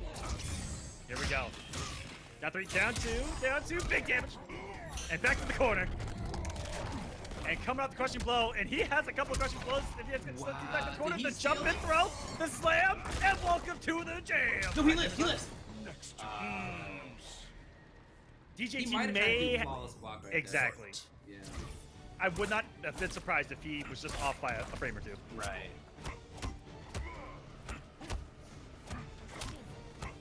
Try to block it out. here it is. You can convert. Yes. That would hurt. That really would have hurt. This will hurt. Finally. He's got that bar. Yeah. Big damage back to you. You got the bleed. Now, for everyone thinking that Gears' 495 that he just did was a lot, that does more than 495 with the bleed. Yeah, that ends like 55% or so when you count the bleed.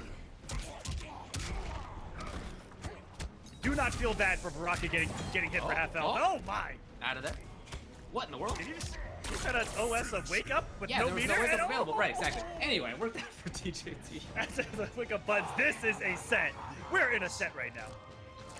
And I feel like we're in a set in like almost future MK11. Like this is so cool for me to watch. We've all been saying since the game came out, obviously, flawless block. We know it's important, right? Clearly, no doubt.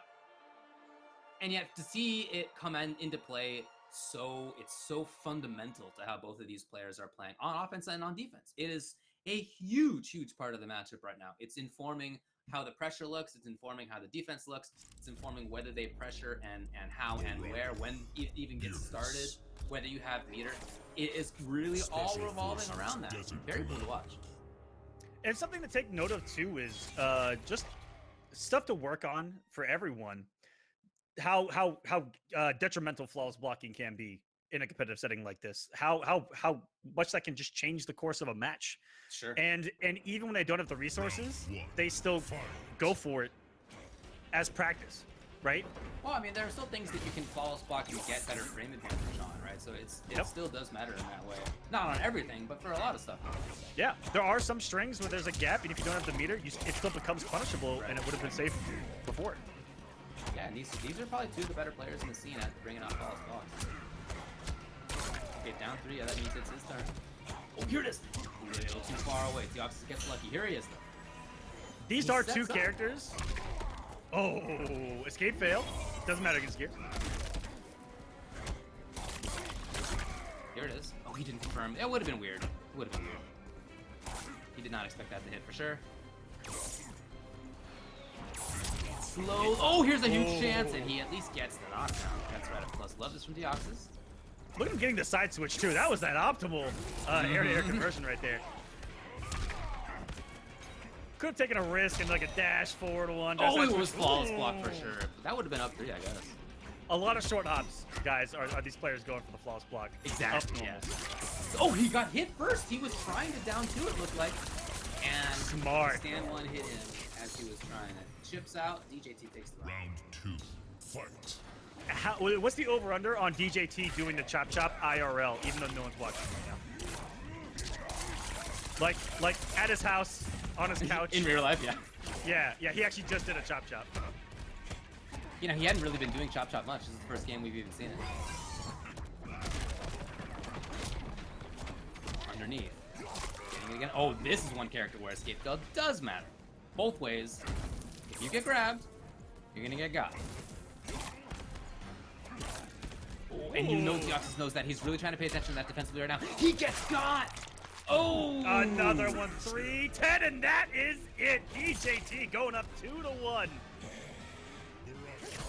And it hasn't been the big damage. It's been the flawless blocks. It's been the decisions up close. It's been the staggers. He's gotten the throws. He's gotten the single hits, the sweeps. All of those have added up. It hasn't been the bam half-life. It's been the chip away at it. Chip away at that health bar with these single hits, these throws, sweeps, 1-1s. That's all that it has taken. Because he's played everything else so well. Ooh, okay. Is it Highborn? I have heard you know it's Highborn. I've heard tales of Deoxys Highborn where people just don't know what to do. I have heard the same tales. Very interesting. We'll get to see how he plays it. Does DJT know the matchup? And does he know the changes? Those are 2 questions going into this. I'm kind of excited to see this. Oh, dude, yeah. I hope you guys are too. Oh! Starting out with a bang. First time. So this is now, yeah, that's safe. Yep, that's plus. Yep, it's just a very frustrating match. DJT's already halfway dead, by the way, and we haven't even seen a combo. Right? It's just hit staggers. And those are A little plus. bit of zoning right here. Those are plus. On the side. Yeah, they're like plus 8,423. Oh, good What call a on the call. call. You see him protect himself? Yeah. Oh man, DJT's definitely sitting there looking at it all, taking it in, and kind of processing. Oh, but he can do full. Yeah, I was just saying his only conversion right there would have been fatal blow, and he does do it. This isn't a bad decision because he's gonna put him close to being tied. He's only gonna be a hit really away from taking this. Oh yeah, if he finds one hit right now. Anything in a gutted and a down 2 and it's over. Ooh. Okay, or not. There's a fatal blow on deck now. Safety. He went for the grab. Escape failed. Now DJT has, if he takes the round, is gonna have a crushing blow. Go next time he takes an amplified fan to the face, making the approach. He just walked in. But he still has a 310 throw loaded. That's scary. No matter the lead, no matter what is going on the screen. That's right. Okay, only forward 4, not the rest. Yeah, that works a little differently for her. There's a big swing. No breakaway, so damage is a coming. And by the way, no breakaway because of the flawless block up 3 just a little bit ago. So DJT's really the decision not to come off the crushing blow on the gutted means that he believes he's going to take this round and have not only the gutted crushing blow, but a throw crushing blow going into the next round. He's going to go for the throw here and get the kill. Yeah, and there it is. Yeah, and that's it. Oh, 9 left. Wait. Oh, but any chip. Any button in the chop chop. Yeah. Yeah, that was going to be a tough one. Right, that we're probably going to be down 3 chop chop. Once I saw him near that fatal blow range, I'm like, throw can kill, wait a minute. And that's exactly what he did to come off it. Great stuff by DJT, and he still got the gutted crushing blow for the damage loaded. And he can still get the other side's throw as well. Heavy hit comes. Now there's not a ton of damage, not as much as the other katana in most situations. But you can see the space control she has, the safety on block, pressure on block. That's still a good amount of damage. Just a single hit, and it's something that's safe. It's not nothing. You're right. 200 is about what we saw out of her outside of crushing blows, even in. Oh, here's the big chance! And oh no! This actually no! is close to death. It's close to death because if he finds chip after this, oh! What a decision! Are you serious? Wow. The neutral jump into the big swipe. Highborn Kitana, ladies and gentlemen, just got Deoxys back into this match, and it was one thing that he did not do in that exact situation the entire match, and it was the one thing DJT was not ready for, was for him to hold up while he was, I'm guessing but I don't know what that is on block, I'm not gonna lie to you. Is that like minus only like 1 or 2 couple? What it feels like? Little, I don't know what it's called, the thing that comes out? Yeah. Right? It's safe. Let me see. Man, oh man. So... is that royal protection? I'm trying to do the math here. Really. Or just let me know. That was probably easier if you just know. +1. Thank you, chat. +1. Okay. So that's a really good decision just to hold up and blow up a counter poke attempt. Or yeah. Really smart stuff. Round 1. Thank you, by the way, chat. Oh, is that razors? Yeah, Edenian razors. Okay. That's cool, because I was just trying to describe what it looked like, and I didn't even do a good job of that. And, here we go. And there was DJT with the flawless block of the jump in to set up all of his damage. Up 3, very unique. And in this matchup, just throwing the sparks is going to stop these. If you throw that, that being said, he doesn't have the option to do that. Yeah, it's not that simple. But you gotta keep him in check on those upsides, because those plus frames are so strong. She gets almost guaranteed pressure, even beyond sweep distance. Trying to walk backwards. Look, this is so cool. The staggers, we just saw 2 opportunities where if he completed the string, Deoxys could have done flawless block. And knowing that, DJT decided not to and went for a grab instead. I swear DJT makes 1-1 look way faster than it actually is.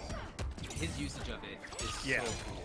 I don't see that really from any other Barakas. He's so staggery, and it's so fast in comparison I'm used to seeing out of other Barakas. We're very committed on 1-1-2.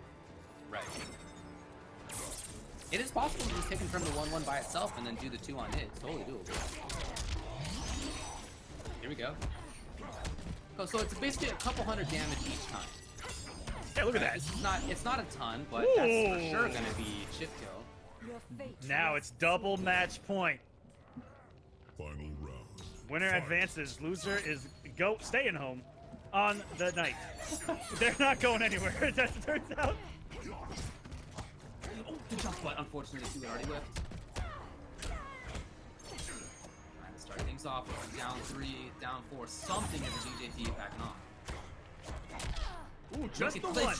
That was it feels so cool, by the way, to be able to stagger in that way and to make it work out, right? Like, that's just a cool... Oh, no! Why? Whoa! Wait a minute. Is he coming off it? There it is! Oh, he's 100%. No, he didn't do enough hits? Why? Or maybe he just didn't hold it? I didn't count it. He tried. Oh, here's a big chance! Goodness. And he didn't hold that either? Is on the hunt right now. 80 damage left. Can he take it? No staggers at all, but looking to blow up something with the cancel into the chop chop. Just looking for the chip at this point. Outside of the range of the chop chop. Once again, Deoxys still unable to open up DJT on these good chop chops. He's trying so hard on these chop chops. 4 of them have whipped. Oh! Got it. Yes, this time he spends it. Doesn't even matter that he did, but that's great. It's going to be DJT taking out Deoxys. Oh! The veterans still have something to say in the scene, Aquaman. You know what? It's not all the kids yet. Not all the kids yet. That they do. Just great stuff. I feel like he tried 4 chop chops, and they whiffed. And Deoxys didn't whiff punish any of them. Now, that's difficult, right? Yes. It's a mix-up, of course. Unfortunately for Deoxys, though, there were those opportunities, and he didn't take them. I mean, it's not reasonable to expect that you would take it each time, but there were 4, and he didn't take any of them. That sets up DJT versus Rashid as our losers semifinal, and on the winner's side, we have Rewind versus Phoenix. Start out the day with 8, down to 4. That set was awesome. Yes. That was really one of my favorite sets that I've seen in a long time. The importance of flawless blocking, as we talked about, the fact that these are 2 of the best players in the scene at doing that, and at understanding that the opponent wanted to do it, and figuring out all the little counters, all the staggers that you need to do. We saw a cool character switch into Highborn who just came into the game last week. That's awesome. I think that was a super, super cool one to watch. Very close, obviously, down to the final round. I don't know more you could ask for than that. That was great. Yeah. Really good stuff. And, you know, I like that we saw a flawless block up 3 go punish there, because it kind of punished Deoxys for being that good, if that makes sense, as we get a foreign invader on our broadcast right now. Did the cat open the door too? The cat opened the door. Yeah, he knows how to open doors. That's scary. He can definitely open. Oddly enough, my cat only knows how to close doors, and he locks himself in rooms. Hey, buddy, come here. It's the complete opposite. You want to watch some Mortal? This is Ajax. Ooh. Hi, Ajax. Ajax just hanging out with us. Top 4, guys. Top 4. I look at that, and the producer's like, yeah, your cat just opened the door behind you, by the way. Yeah, I mean, I heard it happen, but what are you going to do? That is fantastic. So good boy. So I believe that we're going to do... Are we going to do one more before moving along? Yeah, we'll get the word on that. But as you said, the next one is Rashid, and no, I guess the next one probably should be Phoenix versus Rewind, right? We are going up. Normal order. Yeah, it looks like Phoenix versus Rewind is going to be next. Cool, good.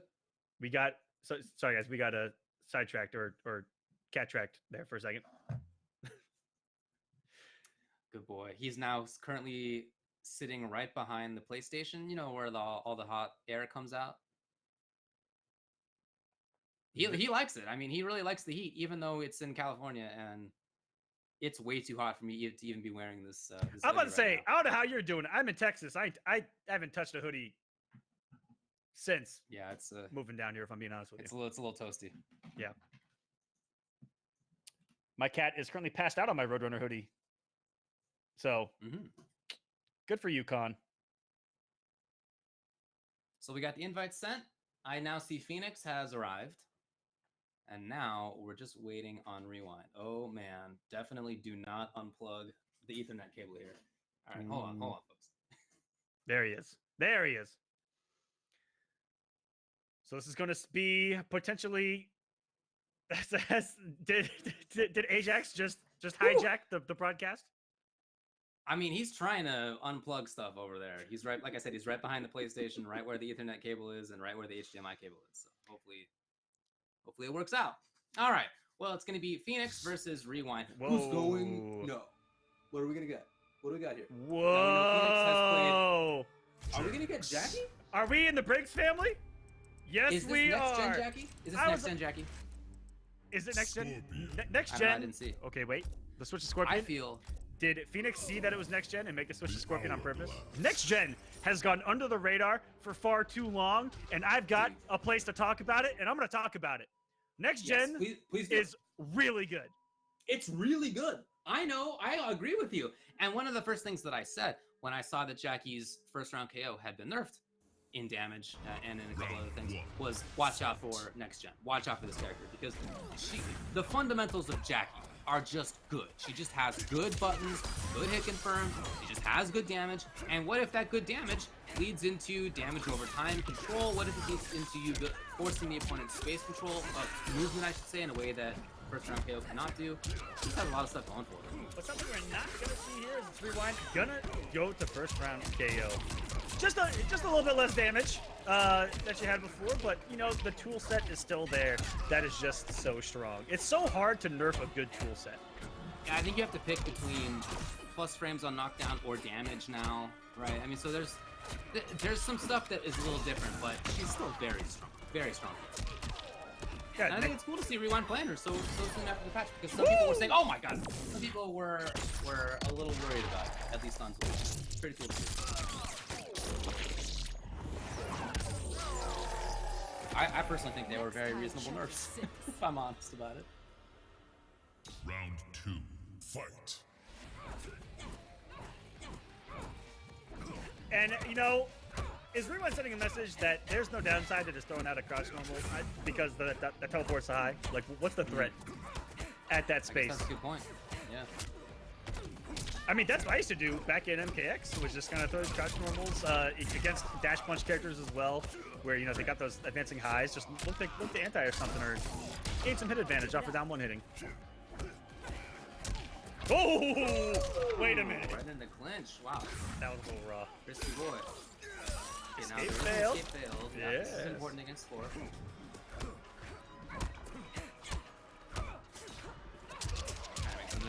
Wow. Neutral jump and it hit. And next hit's gonna do it. Oh, didn't believe in it. Look at. Oh, this is getting. Oh, this is oppressive right now. Rewind. So many different staggers from Jackie right there. Similar. This has been a similar style that we've seen throughout this top 8. Just very offensive, very staggery with these plus string single and double hitting normals off of 1-1, 1-2s that a lot of characters do possess in this game, and how that puts you in an immediate threat of a 9-frame mid. We saw it at Liu Kang. We're seeing it here with Jackie. Of if you counterpoke, you can die, and so if you're afraid to counterpoke because of that, they're just going to keep doing just that. It's a constant mind game, ladies and gentlemen. So you could tell that Phoenix was thinking about going to Jax. Decided against it for game 1, but here in game number 2, he is going to try it out. Oh, this is my favorite color on Jax too. The tan and the purple. I love that color scheme. I've got this outfit with the spiked arms. Whoa! Okay. Ooh! I don't play Jax, but I love how my Jax works. Right. That's. Oh! What? Okay, pretty big start. It's such a buttonsy game from Rewind. I love the irony of Jax blocking a safe dash punch. I just love that irony that we're seeing. The Jax punch, yeah. Yep. You know what, Jax? You've been doing it for years, buddy. Here we go. Getting up a little bit, but got ahead of himself. Combo should be long enough to cool down a little bit. Down a phase of hello. Forward hit from a distance. Into the clinch, and the kicks should be enough. Oh, yeah. Less damage, but it's still there. Like, it's... Round 2. It's... Fight. It's like I mentioned earlier, not overly toned down. It's just little slaps on the wrist, and like everything's still there in a sense. Oh yeah. Yeah, Jax's turn, not fun, but it's his turn. Hello. Okay, at least maybe a chance to get out of the corner. No, instantly not right back down. That was He Rewind. believed it, but Not wanting to give up a single thing.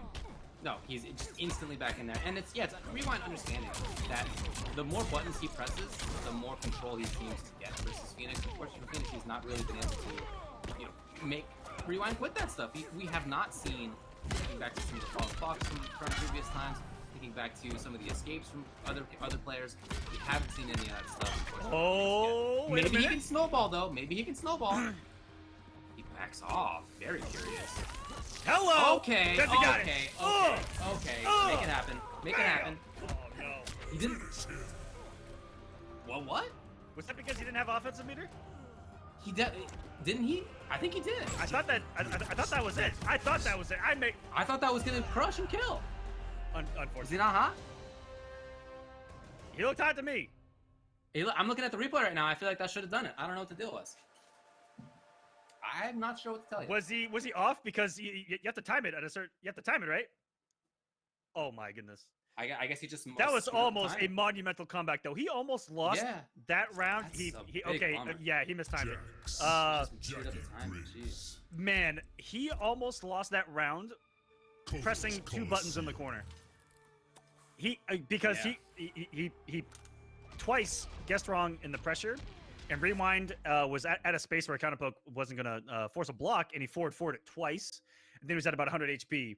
And for him to almost make that monumental comeback, but hey, that gets you back in this match. Fight. You know, you're down 2-0, but hey, you got a little bit closer there, and you've already reversed 3-0 in this top 8 before.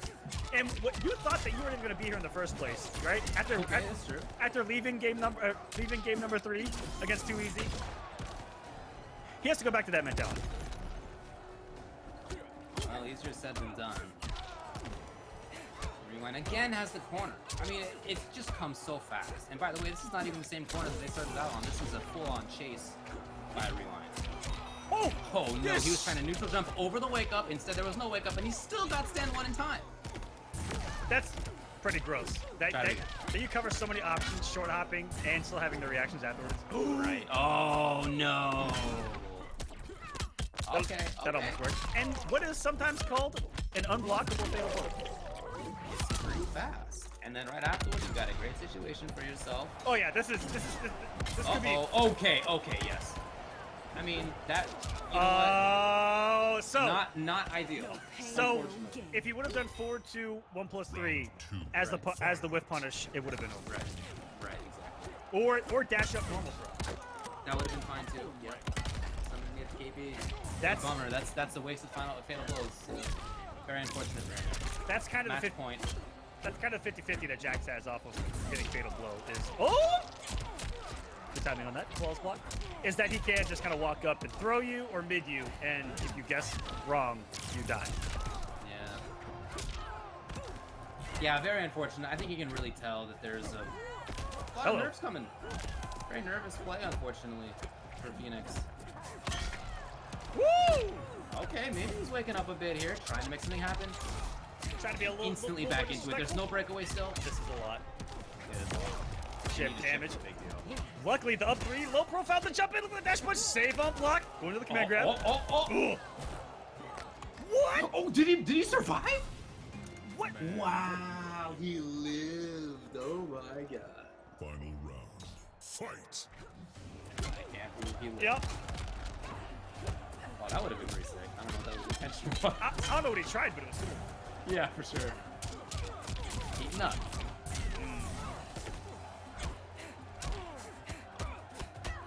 Here's that bullying that we saw so many rounds in a row. And he has switched sides with command grab here in this last game to really keep himself alive. Pressure's on. I mentioned how nervous I felt that he was looking, but right now I don't get that sense at all. He's looking Lot- much more confident. A lot of damage and A lot of damage lost off that there, down one in the corner. Jax easily can pick that up with a down 1-2. Little conversion there. That's twice he's just down 2 after a jump in. And here's one of those times where he just tries pressing any button here in the corner and whiff punished by rewind.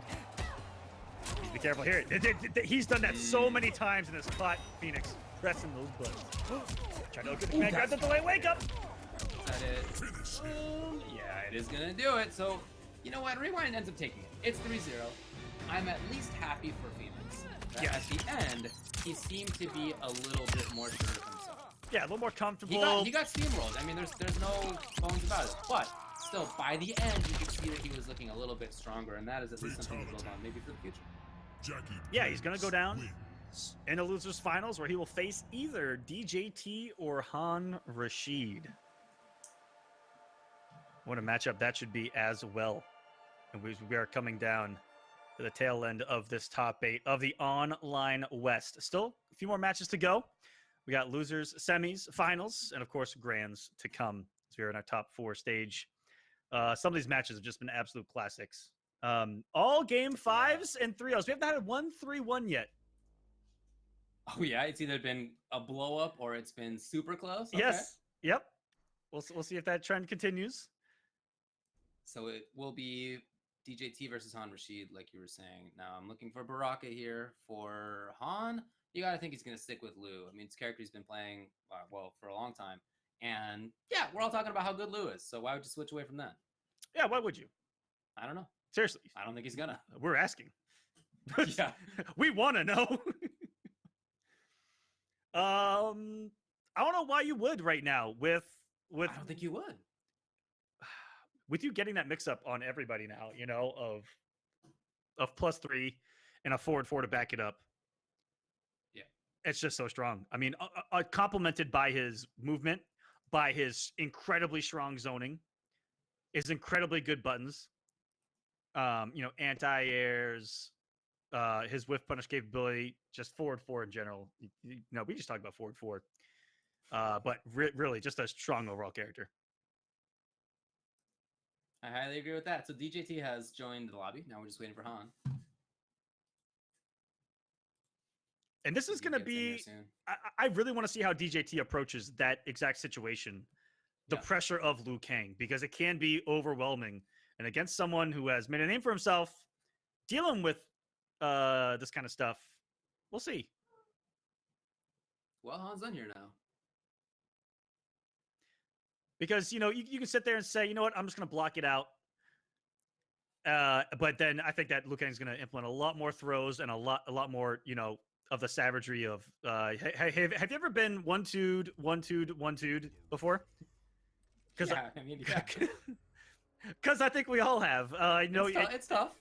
It's tough to deal with. Yeah. And it just keeps setting up that, please press a button. Please press a button. Please press a button. Right. Later, buddy. Yeah. Rinse, repeat. So we'll see how DJT can handle that pressure. Yeah, and we've seen how zoning. excellent his defense is, right? I mean, he has amazing defense and excellent flawless blocking. So yeah, we'll see if he deals with Liu Kang, you know, in maybe a better way than other players might. We should say though too that although I would say that Deoxys and DGT have been the best when it comes up to flawless blocking, Han's actually had some great stuff too so far in this top 8. Han might even do some zoning in this matchup. That low projectile, it's going to be hard for him to inch his way, you know, crouch that low. He actually has to hold that projectile in this matchup. Right. I don't think that's too big of a problem for DGT as a player. You know, I mean, he usually is okay. That it might end up doing some damage, but in terms of psychological issues, I don't think that's that big of a deal for him. Yeah, you saw him get hit by the amplified straight shot because he ducked the first one and then stood after to try to get the movement forward, right? And what a beautiful punish. And this is what he likes. He likes being put in situations to where he only needs a couple of good reads, right? We talked about this. It's totally in DJT's wheelhouse. He will fight through it all. He will endure what he needs to endure. If all he needs is the hit. Trying to block that shit and make something happen here was Han Rashid, but no dice. He overextend? No, not quite. That really could have been what punished the big damage. Didn't block the overhead, surprisingly. Yeah, there is no mix-up there. No, he might have just thought that the mix-up was in button timing. Or hasn't seen that string since the beta. Right. where we were all like, cool, he has an overhead. Yeah. Well, remember in the beta, you could pick the low stab. Oh, yeah, baby. Dang, look at this. We were talking about maybe Han Rashid zoning. No, it's the Blade Sparks. Oh, did he overextend? Uh-oh. I mean, No fatal. Hello. Shit. Oh. Big damage. Woo, look at that movement. This dude did point blank Blade Spark, and it worked. It sure did. All he needed was a chip right there. Two. Yeah, now I will go to my grave saying that Blade Spark is a top tier projectile in the game. It's excellent. I mean, you're not gonna have to convince me on that. I think it's great. Excellent startup. Excellent trading when you get the Amplify out. It just sets a good tone for the base of the match against these other zoners, where they're clearly better zoners, but it's such a good check. Yeah, it often does more damage than on meter burn than other projectiles in a trade. Actually. There's some exceptions to that. Okay, fall swap. It's just beautiful. Wake up button, all right. I've seen more flawless blocks to this top 8 post-patch than I have, I think, throughout every previous top 8 for the pro competition. Struggling to get out of here. Honor secret pressure. Our players are getting better, David. No doubt. No doubt. Very staggery right now. And that's, yeah. Oh, that's not a punish, okay. Triple throw. Is it enough? And it is just barely, but it is. What a game won by DJT. You know, his neutral game is so strong for him. The way that he pressures, the way that he knows how to get around somebody who's trying to defend well. This kind of pressure, right, is not the pressure that you do if the opponent isn't good at defending, right? If they're not good at defending, you just go in. You're right, the string's gonna work. You're gonna do it. Yeah. Against somebody who you know can defend well, that's when you have to bring in the funky timings, the staggers, the weird hit confirms, the weird buttons. Yes. And he's taking advantage of Han. Has Han gotten any 1-2 forward 4 pressure going yet? I feel like I saw maybe one, 2. He hasn't gotten much going here offensively. He's just been kind of dancing DJT's dance here, and it's not something that you want to do. You know. No. You want to have a game plan and be able to implement it here. It's not going to be easy at all because you talk about DJT's just neutral game in general. So strong. Yeah. It's just so strong. But you need to get comfortable here and start doing, as much as I hate to say this, the Liu Kang thing. People in the chat, you're not going to hear me downplaying Baraka. I'm what you call Baraka up player and have been since week 1. I've always thought this character was. But now after the patch, when other characters are slightly diminished and he's still just as good.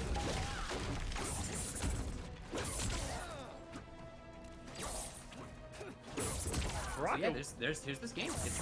And this is, as I said, oftentimes to the benefit of Baraka. There we go. It's not going to make a difference. Here we go. Generating some offense here. That was a lot of damage. Even though it's only 2 strings in the throw, a lot of damage there. Nice pickup. I really like that the jump, empty jump in low. It kind of blew up the flawless block timing. That's the kind of stuff we're gonna have to see more of. 1-2, finally plus. And there, why would you not do forward 4 off of that 1-2? He did down 1 and technically lost his turn off of that 1-2 in the corner. I don't see a downside to just doing a forward 4 in that situation instead. So that might be Han second guessing himself. Oh, that was the tippy tip of that toe right there. Woo! That down 2 is so far away. Maybe a chance for pressure? Or it's just going to be backing off. Again, DJT seems so confident in this neutral game that even if he throws the opponent into the corner, and a corner where it's pretty good at interacting, I mean, he's still giving it up. He feels that confident. That interactable did get touched relatively hard, That's true. but Oh, that's right. but the utilization is the same. Restand plus frames. Ooh, great check. And That walk, not there. that Oh walk my back God, the was timing is so funky. that walk back was so scary. It's so funky. It is did a stand 1 and walked back and just watched Han Rashid whiff. DJT is just playing out of his mind right now. He really is good right now. So look at this punish. Did you see that? This is gonna be a breakaway for sure. Did he get a forward 4 right there? That was awesome. Wow. I don't think Hunter So there was. I don't think Hunter Rashid had the offensive bar there when he got that flawless block. Got him. Looks like he was right there on the threshold. Big Danny. Two characters with both throws being crushes. I love that. What a start right there. Crush comes. Knew the breakaway was coming. Mm-hmm. We're talking about DJT a lot, but here's Hunter Rashid. He's a whip punish. Don't whip in front of him. Okay, yeah, so he... That was actually smarter not to break away, huh? Because of that. I was just going to say, yeah. That was a great understanding of what's Now, there's not going to be a great meeting situation for Baraka here. This is going to be back to this mid-screen control, but I feel like that's almost something DJT is comfortable with. He hit! He got hit by the mid! Oh, no! Han was just frames off. Just frames off. Oh, wow. DJT takes it. Jeez. I thought for sure we were going 1-1 there. I really seemed like it. And I'm just watching as the stream plays back. There's just that clutch factor. Just so close to that low fire hitting first. I think that getting hit by that mid on the amplified blade spark cost Han so much right there. Right. Couldn't tell if he was crouching it right, and then going for a projectile of his own. Maybe just forgot it was a mid, but I think he just got caught, not seeing the amplify, and taking his turn a little too soon there. Trying to anyway. Either way, one heck of an ending. 2-0 now for DJT. Round 1.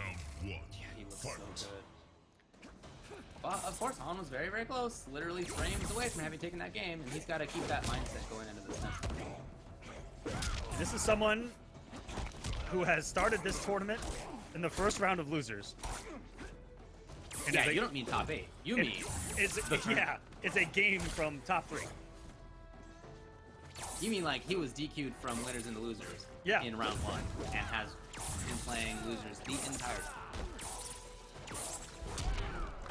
Yeah, he's pretty good at this video game, no doubt. He's alright. On all of his resources right now, and here we go.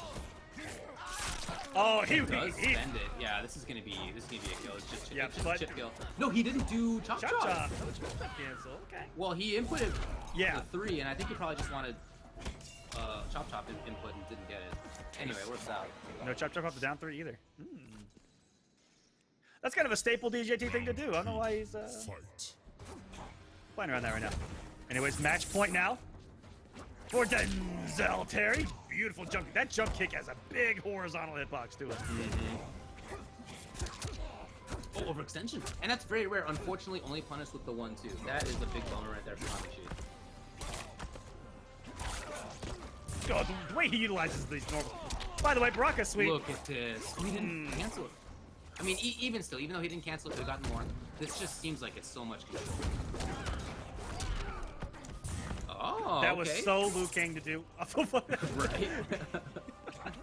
Again, that checks the forward movement that you want after blocking or crouching projectile. That was 3 fireballs right there, and this may end up going right here into the choppers. And that is gonna do it. DJT moving along to losers finals, and if it can stop.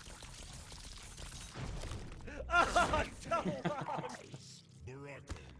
All right, here's DJT's path. All right, he beats Next on Deck, then King Tuttle, then Beaches 132K, then FGC Fredo, then DC, then Lamarine, then King Joker 48, then Illusions, then Cyclone, then Titanium Tigers, then Diamond Dude, then Nash Fan, then Deoxys, then Han Rashid to make it into losers finals to play against Phoenix. That's a lot of people. That is a lot of people. That is a long weekend of playing games in your underwear from your own bedroom. That's right. That is the most matches played, and he looks like the veteran here. It could not get longer than that in this tournament. Yeah, that is the maximum. Wow. Oof. So shout outs to DJT. That is extremely impressive stuff from him. And whether it was against some of the best players in North America or if it was early in the matches, it was each time DJT figuring out a way to move on, controlling things. I think you can really see the way he's been playing in this top 8. I mean, look, obviously DJT's been excellent in the past. Right now, I feel like I'm seeing that same excellence. Right? I mean, he looks extremely strong as he moves into Losers Finals versus Phoenix. Sorry, I'm watching your cat All right, so, try to escape your house right now. Oh yeah, you know what? Oh my goodness, he did. Wait. Let's try it. You want to just watch it?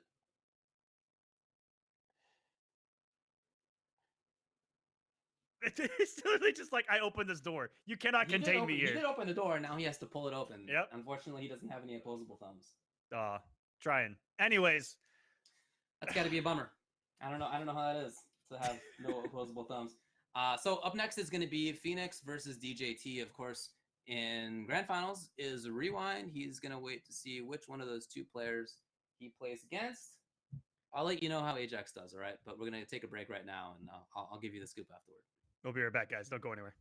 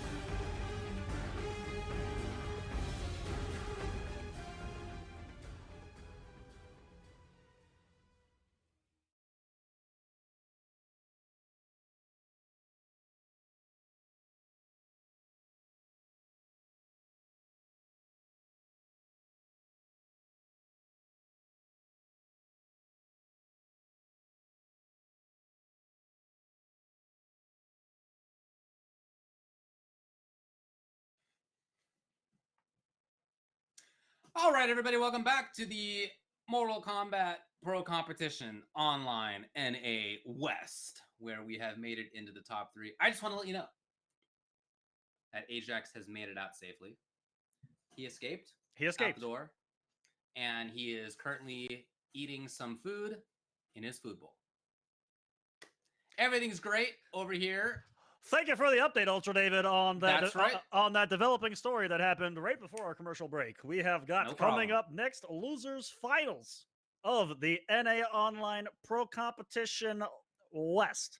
Let's go and take a look at the bracket. Let's see what the updates are so far, David. What do we got? We, of course, have, as I said, top 3. It's going to be DJT versus Phoenix. Phoenix having been in winners finals, losing to Rewind 0-3. DJT having made his entire tournament so far through loser's side, having beaten everybody. I actually haven't gone back and checked. Maybe I should. He has not lost a game in no one's beat top 8. Cusco took 1 game in top 32. And other than that, no, I'm sorry, I'm looking at the wrong one. That's Tigers took 1 game from him in top 32. Other than that, this man has not lost a single game in the whole tournament or match. Phoenix, no, nor a match. Yeah, that's right. He was just DQ'd into loser's side. Phoenix might be in a bit of trouble here, speaking honestly. I mean, the way that he played, I thought by the end was great. It's Bone Picker, first of all, but it is great to see that he kind of woke up towards the end of the last match. But man, before that, you could really see the nerves, and I hope for his sake that has settled down a bit. Now, I like going with Bone Picker here. It's currently what I use in this matchup. You can beat the teleport really easily with spines. And even if there's an air, if Scorpion jumps at you, right? There's that mix up is he gonna do just a jump kick or is he gonna do the teleport? Well, spines beat both options. It's just active enough. And as you can see, he gets to whiff punish from really far. I think this is a good matchup for Bone Picker personally. Here we go, the mix. It gets even scarier when you mix in jumping kick, 4-2-1. Oh yeah, Deoxys beat DJT. Oh, he believes in the comeback. My bad. He believes, chat. What's it gonna be here? Dash up, command grab. Dash up, command grab. He can do it. I don't feel like that's the DJ thing. Yeah. Okay, he was ready. Wow. And then the spine. Point blank. Trigger pulled on the spine. I mean, the spines are safe. There's no downside to doing the spine. I don't think ever. I mean, it's a high, but other than that, it's excellent. Yeah. As you can see, whenever he sees Scorpion go into the sky, this man is pulling out the spine. Okay. And if you guys thought New Era had a far-reaching command, you have not seen Bone Picker Baraka with the lunge. Yo! It's actually called lunge too. The blood lunge. Pick up here. You can see the high aspect of the spine. So now Phoenix needs a lot of work. Can you keep it up? Yes, nice. Very important right here. Woo! Reset. Oh, this is doable. Yeah. Is that the route? That most certainly is. Yeah, that was a tough comeback. I mean, very, very nice for Phoenix to be able to make that happen. And that's a big, big improvement, I would think, to his morale. And earlier against Too Easy, he had the same decision at the end where he just did a 1-1 fatal blow. Looked like he may have hit confirmed it there on the anti-air, but betting on the same exact thing, which covers so many options. All of a sudden, it was a chase right there by DJT. Is he there in time? Oh, not a punish, but still he got the hit. We will have a out of there. Dude, he's really made Blaze Sparks work in a matchup against the teleport character. Shout out to There's a punish on the forward floor whiff. And in a final round, coming off the crushing blow. We'll taste the Baraka's own medicine here. Let's go, Phoenix. Man, he's really making it work right now. He's got the life lead. Oh. Not afraid to press those buttons back. Too far. No punish. And not somebody punish whips it right out. there either. Has to break away. No, the breakaway came in. Now one mix up away. So many options. The Baraka has. He got him. Wake up jump. He did. Phoenix. He did a wake up jump. When Bone Picker has so many options right there to mix up in the command grab to cover wake up jump as well on top of it. He can input down 4 command grab, which tick throws, combos on an anti-air, forward 2-1, same exact situation, same exact situation. You can just do meaty spines and just be safe, right? I mean, yeah, he can blow up wake up jump very strongly. That took some guts. Right. And yet Phoenix made the gutsy call. Scorpion. Very, very nice game. The infamous wake up jump there. Dude. Oh, are you gonna get catted now? Yeah, he just woke up from his nap. Hey, buddy. Okay, what's up, man? Hey, gone. So, did he switch the variations? No, it's still Bone Picker, still Command Grab Baraka. Hey, bud. As I said, I think the character pick is good, but man, there were some excellent reads by Phoenix, especially in that second and third round.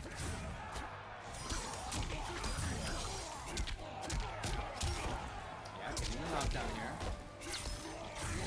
And really inflicting the mix-up, really controlling because he even gets the full screen touch and blow. Look at this right now out of Phoenix. It's just mauling. Ooh! Not quite there on the punish. Yes. And we haven't seen as many flawless blocks out of him. Oh, who was hoping to see the block?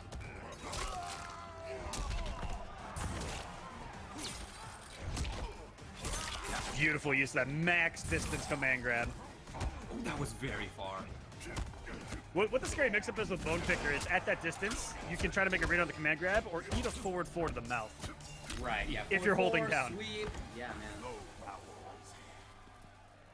And now with a lead, here's Phoenix up a game, up a round, and that was a convincing round. It was.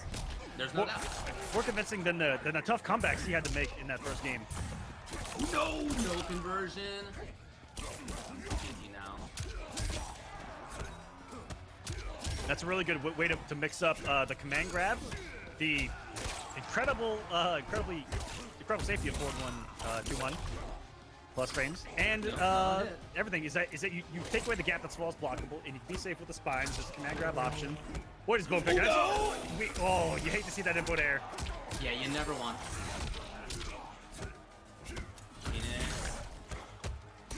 Great.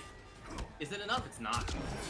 Phoenix. Look at the big combat strike force. He has just done 1-1 fatal blow 3 times now, and it has worked 3 times. Is this gonna? No, it's away. not. Okay.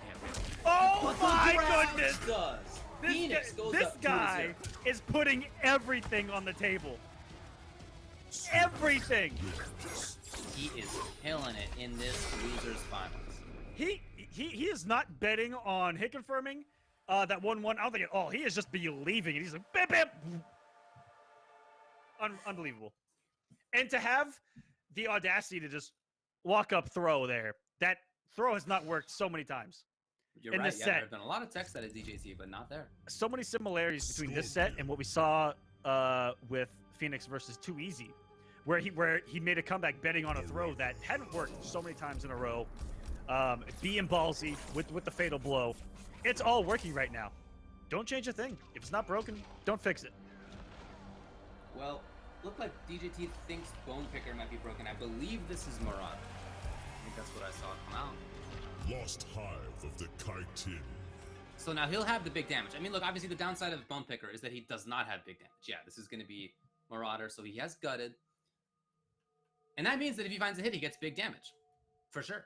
And against somebody like Reborn Scorp, who's going to be using defensive Vader to cancel teleports, you know, there are fewer escape options. Right, so now if he gets touched, oh, he's in big trouble now if he gets touched, because there's going to be a long time until breakaway's back. But there is that benefit for sure of using Marauder Baraka. You know, he makes the penalty. Wow, okay, falls ball. End up. It worked out. Ooh. Here it is, and the confirm. No gutted? If you're gonna do it, you have to make the gutted. Right, that's the point. Unfortunate right there for DJT. And now he's seeing that there are not those flawless blocks that we saw coming out of Deoxys and a little bit out of Han as well. And so he's going into the forward 2-1-2 a lot more. It's +1. Round 2, fight. DJT back on the board there. But that might be an adjustment going back to Marauder from Bone Picker of not seeing the gut off the 4-2-1. Right, yeah. In Bone Picker, you just do not get big damage.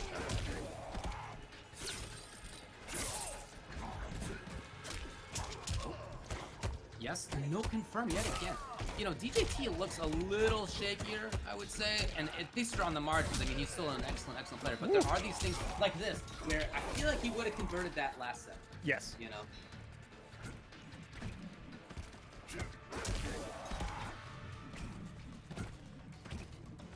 Oh, this is classic that Scorpion. fucking That is so right. classic Scorpion right there. Just hold that up back. Look for something to react to.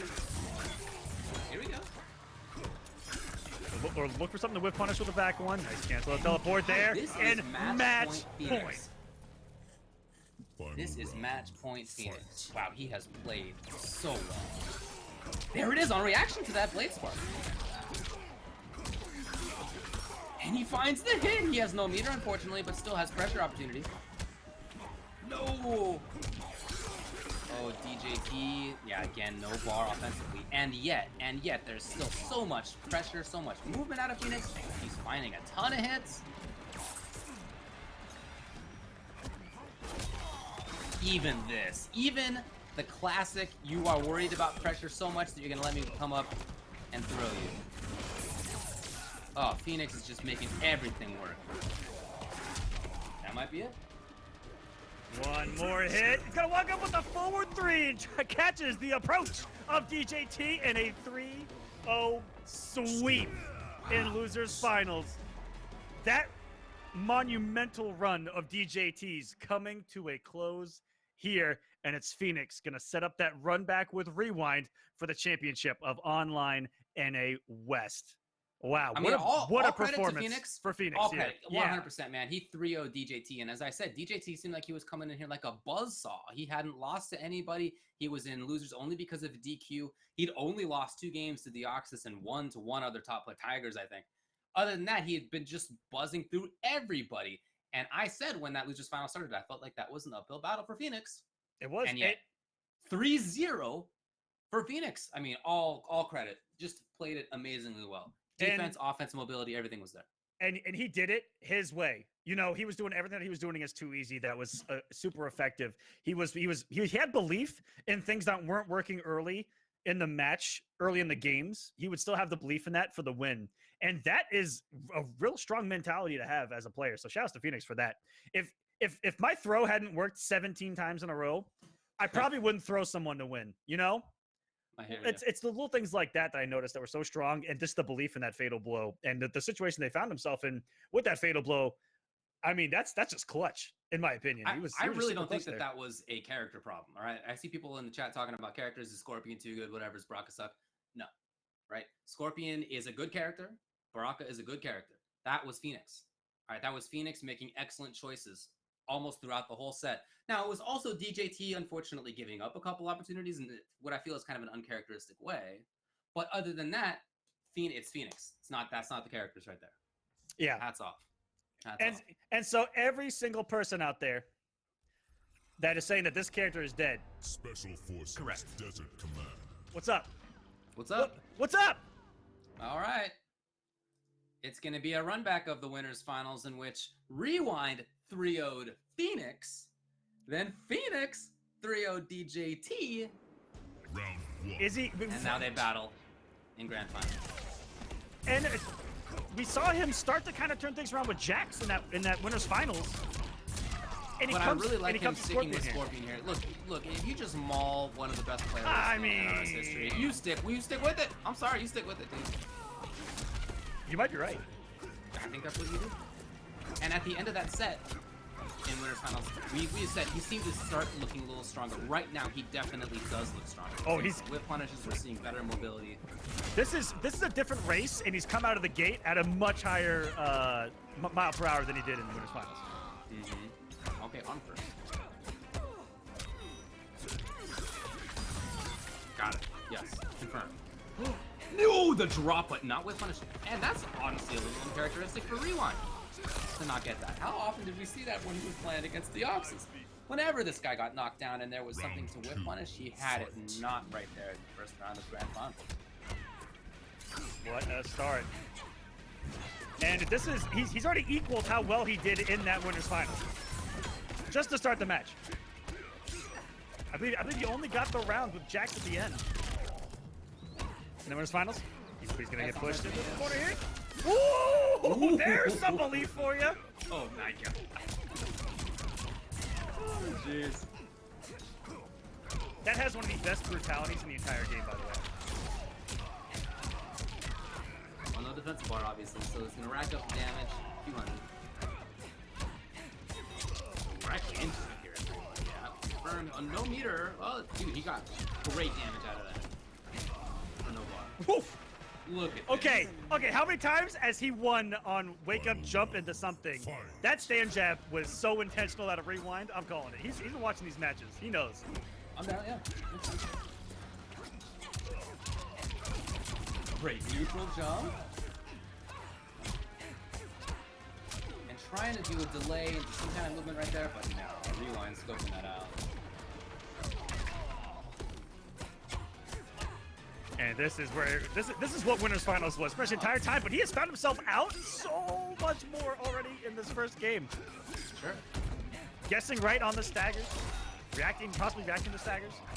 A little bit better. This is gonna be a tough spot here. A couple of spikes. No finish on the clinch either. Jump in, throw. Gonna put himself in a dangerous territory. He's got no defensive bar, and with Grease kicking out, he went for the Macho Man elbow. And He got him. And next hit. And He tried it again. And there it is. And I was about to say, if 1-1 Fatal Blow doesn't come out, he is not him. Yeah, that was definitely a scope right there. Rewind's watching. He's been watching. Or I've seen him in the chat there. Yeah. I think that Rewind did a good job of kind of knowing what he has been doing in his previous matches. That stand one definitely called out the wake up jump. It looked like beautifully executed, and then right there waiting out that fatal blow. So strong. Mm-hmm. And off with the head to start off game number 1. That's right. Jackie Briggs, the hourglass. I still like him sticking with Scorpion here.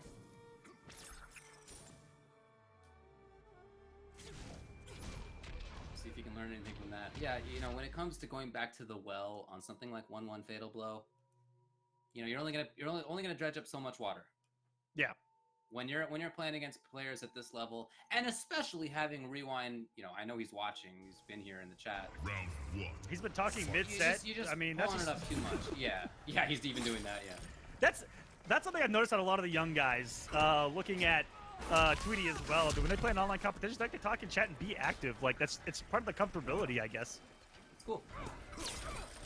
It's also very entertaining to view, I think. Totally. Here we go. Totally. That was a beautiful back one.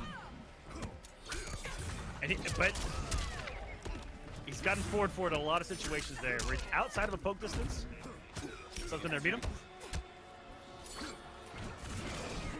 Hoping to whip punish something, no. And here he comes. Is there no? There's no way to escape. And he drops it. Oh boy, that really should have been grounded instead. He not only doesn't get the round just like that. Trouble here in the corner. We've seen Rewind really control the corner well. Look at that. Oh boy. Still made it count. Fatal blows are available, and he just does it. Okay. Why not? If it works, it's over. Move into the next round, baby. Huge drop, in which he could have just taken the round. But look, at least for Phoenix, he takes the round after all. Had to do Fatal to get it, but hey, That's got it. That's honestly, if someone does that to you, you can't sit there and go, man, I can't believe they did that. You need to sit there and go, man, I can't believe I didn't meaty properly. Or have something active there to stop it. Confirms. Oh, got him. Yeah, perfect space. Woo! Beautiful stand jab there. Did you purposely keep him restood there? Oh yeah, could be.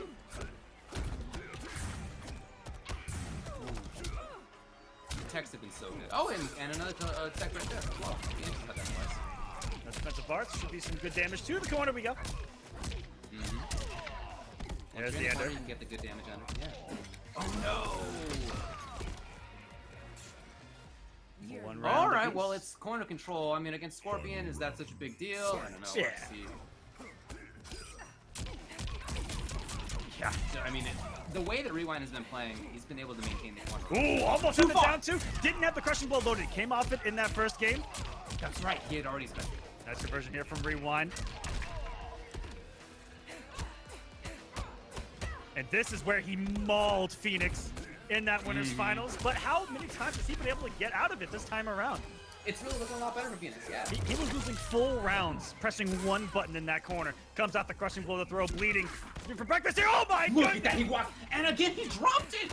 It was the perfect idea to walk back for the kick, and yet he dropped it. He's gotta make this one count. He finds the next hit, he takes it, can he get it though? He screwed it up before! This time, no, it's a game for Phoenix. That was just great gameplay out of Phoenix. I saw an old school MKX Scorpion anti. This man roundhoused Rewind out of the sky. You roundhouse That is them, yeah. those you don't really see those big normal anti-airs. That's the heavy kick, dude. In MK11, like you saw back in X. Man, oh man, that was sweet. Awesome stuff. As we are tied at 1 game apiece. Phoenix still needs 2 more to reset this bad boy. And it looks like he's definitely under Rewind's skin a little more this time. He's swinging out of the corner far better than he did in the winners finals. He's getting the crushing blows. He's getting the health leads. He's getting the positions that he needs. And he just didn't have it before. He's playing a lot more comfortable. That win over DJT really changed things, like you mentioned, even coming into this. Oh yeah, that was just huge. And not just that he got the win, but it was a blow-up 3-0 against DJT and win losers finals. Just incredible. And as I said, I really like him maintaining Scorpion. You know, matchups aside, I don't know, is this good or not? It's not even the point. It's just that having won so convincingly against a player like DJT, I want him to keep riding that train, and he is. Look at this. I'd feel pretty good. I would too. Come in a situation like this. Stomped by a Briggs. You're at 1-1 right now. With a previous Evo champ. You're already second place. You're already getting the money. You're already getting the good points. You're here to have some fun, put on a good show, and just Look teleport. at that. Just do it. Yeah. Nike, if you're looking for something to pick up. Oh my God. Look at this. Look at this pressure. And he got, look, everything's working out right now. Okay, maybe not everything. Rewind's still alive. Ooh, he believes. This is gonna kill. But it's gonna put him in a killable situation that he needs to be careful of. Absolutely. Gonna have fatal blow. Gonna have wake up jump available. That's teleport. I'm kidding. Has the threat, no doubt. That was placed so well. That was incredible. And he got the kick at the end. Oh my God, Phoenix. That forward 3 whiff in the throw may have been like unblocked techable. That was so good. That was actually incredible, yeah. I would not have pressed a single thing. I would have been a deer in headlights if that was in Oh, front I of me. would have been frozen. Oh my God. All right, he has ascended. This is ascended Phoenix right now. Rewind is bleeding right now. Okay, okay. Big call out. Okay, you gotta cool settle too. down a Okay, little bit. whoa. Yeah, you gotta settle down a little bit, all right? That down two was a little wild.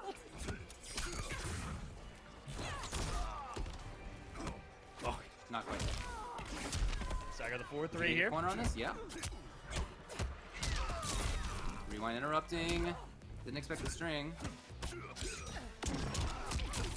Wait, so he tried. It was just too fast of a button right there from Rewind. No breakaway available. Nice. And got 2 of the clinches loaded for the crushing blow. Final round. Fight. Which I may does have the elbow loaded right now, doesn't it? The backflip to the knees. Hello! We forgot that bad boy was loaded.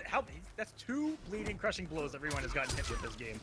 I feel like it's a bummer of itself for Rewind to have done wake up 3 from way far away. Like, that just shows how concerned he is right now. Oh, God, that's yes, his it's third. damage over This is the time. third Look time at he's bleeding. my man's working on it perfect right now. This is a flawless victory. What do you got? He actually got it. He actually got it. He's Oh my playing God. out of his mind right now. Who is this man? This guy is killing. DJT takes him out. Comes up against Rewind. In the process, it seems, of taking him out. I'm going to give this man a 10. He hit him with 3 damage overtime crushing blows. That's what 30% that you're just never you're not gonna do anything about ever, right?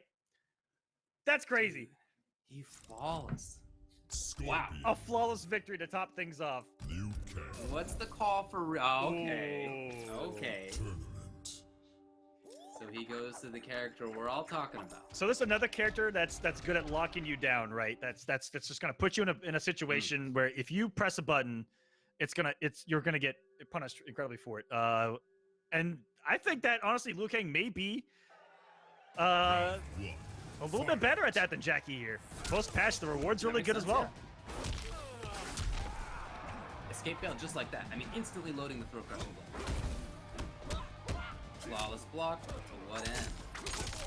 Trying to make his pressure happen. That's the name of the game right now. Trying to pressure. Great tag. Oh no! That might have been teleported ended right there. That jump high 300. There we go, taking away the gap with the low fireball. Yes. Escape, also yes. Yoga conversion out of the sky. Wait a minute. This switch doesn't look like he's doing too much so far. Phoenix is just playing Phoenix right now. Mm-hmm. Oh! Okay. Trying his best right now to settle it down is real.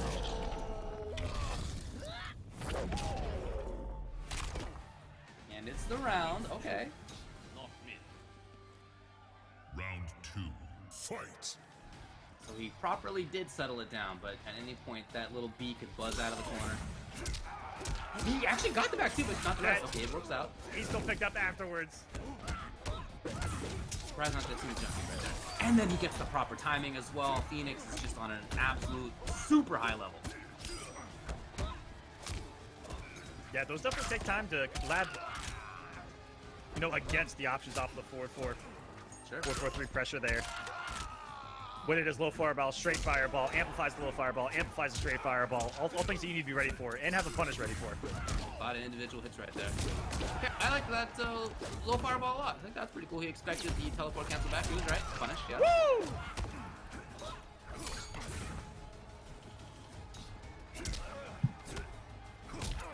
Oh, he got him again. Yes! Are you kidding me? He is still alive. I think this is the round. Although everyone is getting all the defensives here, there's one more hit coming. I think that is death. This is reset point. Final Phoenix round. potentially over Fight. rewind. Trying to send rewind effectively into losers. What? What was that? Okay, rewind. Again, just trying to settle it down, trying to get back into the game plan he wants. He wants to be up close. He wants to be the one pressing buttons. And at every turn, it feels like Phoenix has made the right call to shut that stuff down. Not a lot of 1-2 out of rewind either. It's been mostly all forward 4 in this pressure. Off that down one, again, you can get the 1-2 and get that mind game. Whoa! That had to have been hard to input, by the way. So many A neutral flying jumps. kick backwards. You can see rewind just individually finally trying to press the buttons. Again, the NJ. Again. Oh, punish! Ooh, he thought that was gonna hit. Huge! Oh, There's no breakaway! What for the Is this the reset? reset? The throw? Is this the reset? Finish him. He This got is- it! On the chip, it was enough, and it's reset. Phoenix, Wins. what a player tonight! Oh my goodness. Wow. This is just crazy. 3-0 Shout outs. over Phoenix DJT, is putting on and then a show. 3-1 in winners side. In the first set of grand finals. Wow. Wow, right Thi- there. This is this the first time that we see Scorpion have a great showing at a pro competition event, Liu Kang. and it's post patch? Shinnok's Yeah, as strong as overkill. Scorpion is, I don't know that anyone else would say he's the best or anything, but he's a good character. Yeah, he didn't really have as much success when you look at the top 8s as maybe you would have thought. I don't know. Yeah. We'll see. This is reset now, so it's next. Now person who wins that 3 that being games said, will win. we It's Fight. all Lou, I would think, here for Rue. we are in Scorpion's realm, as it were. That's right. And, this is where Scorpion likes to natively be. You're talking about the internet. Talking about the internet Talking here. about online. Talking about the online. Online internet play. It's true, but a lot of the things that Phoenix has done are not really about just like abusing lag tactics. I mean, we just saw him get the pucker punish underneath the low fireball and then whipping. Oh! Right? I mean, he just punished the fireball. Yeah. Like, these are like properly timed things. It's not random. And he's not over. Hello! You want to talk about rando Hello? online internet tactics? Huh? You want to talk about the Wait wild a minute. stuff? Huh? You got it. I mean, I'm not even gonna try to say anything. Right? Look at that. What was that? Oh my god. Okay, that was a little crazy of a spear right there. Not That me. close. You're Round trying to catch a 2, button. So this is fight. post reset. We're back to 0-0. Nothing happened. Got it. We've seen that a lot. Not the factory there in a few different situations. Punish.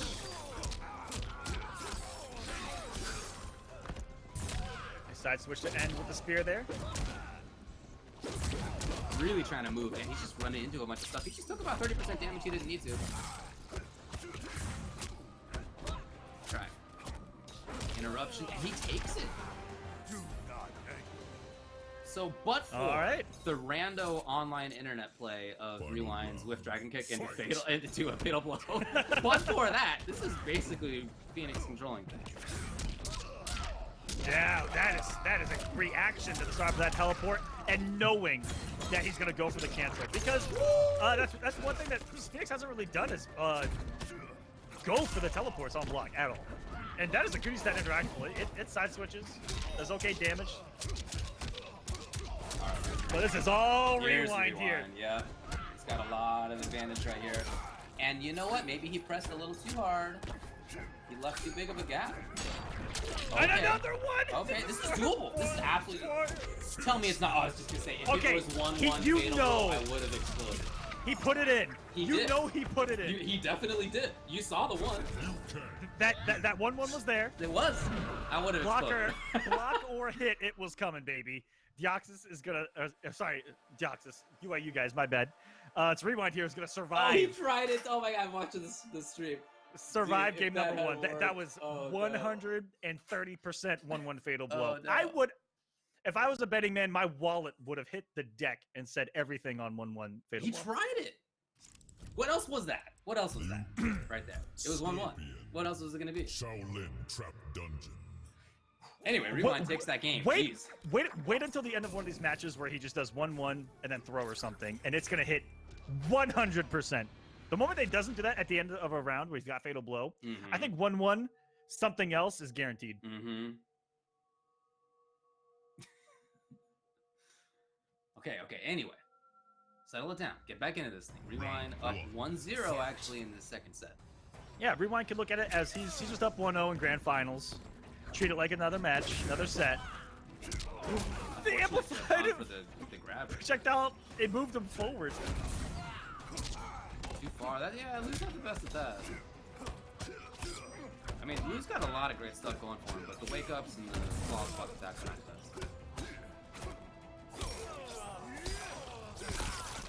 Okay. Yes, pressure. Oh, he did get the hit. Oh! The That was an online- unfortunately timed spike right there. Definitely. Definitely bummer. That jump kick was a little too early. Liu Kang's got that jump kick, like I said, it's got a horizontal, big hit, horizontal hitbox, not necessarily a big vertical one, so you gotta do it late for it to hit the grounded opponent like that, especially when that's in the middle of a crouching animation. He just rolled right into the grab. Round 2, fight. And it's There Phoenix are here, some who lag has... spikes in here. It has happened a couple of times. That was very unusual. Cool though. He pressed the button after the block. Swinging goes after up a 3. blocked up 3. That's pretty wild, but to his credit, Rewind didn't just do forward 4 reversal. It was his turn. Yeah, right. He did that against Liu Kang, right? One of the characters who's most easily taking advantage of that situation. I mean, he's stealing turns left and right, honestly. Phoenix all He over the is. place. And Liu Kang, one of the best at taking his turn. Sure. I think Rewind's a little bit shook right now. I kind of agree with you. Yeah, even though he's up 1-0 right now in this He set. does. He does not look as comfortable that as Rashid him being in these matches. Second guessing himself. Trying to settle it down. Great damage. You know, the belief and the pressure that we saw in Winner's Final isn't there. This is close to death. It might Oh, be. this It is might 100. be. This, Yeah, okay. this, He spent everything. It's gonna be close. it's gonna scale. It is definitely scaling. Oh, he's alive. He's like, bummer to have spent everything and yet the opponent's still alive. But he can take it just like that. He takes the Make game. the read. And we're at 1-1. Post reset. Thinking back to the end of the first game of this set, it was the roll back away from 1-1 fatal blow that allowed Rewind to take the game, right? So thinking about that, you got to think Phoenix was like, well, okay, hey, you rolled away in this situation last time. I went for 1-1. This time I'm going for grab. Just Yeah, the basic very mix-up, smart, right? Phoenix. And that was what took it. To make the adjustment at the end, to know what the option was, to see what he had done before, to make the adjustment. Correct. And it's Phoenix here. This whole tournament is tied right now. Rewind is no longer on the winner's side. Rewind's no longer winning. These two are completely equal. One game apiece.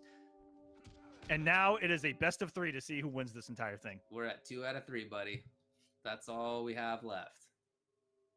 No matter what, someone is going to win 2 games and someone is going to be your champion. Phoenix from the Arizona crew. You know, we were talking up that crew when the top 8 And began. they are have all some here in strong the players. chat. They should be. They're They all are. talking up their boy. He's doing It's, great. it's so good to see that scene pride. Yeah, they all came out to SoCal Monthly a couple of weeks ago. I mean, they made that trip. It's probably a 6-7 hour drive away from where they live, and a bunch of them came out. That's the dedication the scene has. You can really see that paying off.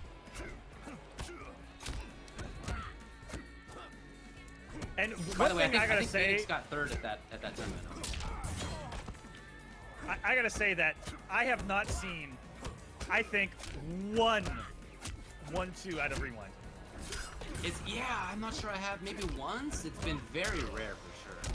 Is he trying to send a message? Because I low-key know Rewind, and he could very well be trying to send a message. It's true. Wow. I've not seen 1-1-2 stagger yet from him. It has been all forward 4 pokes.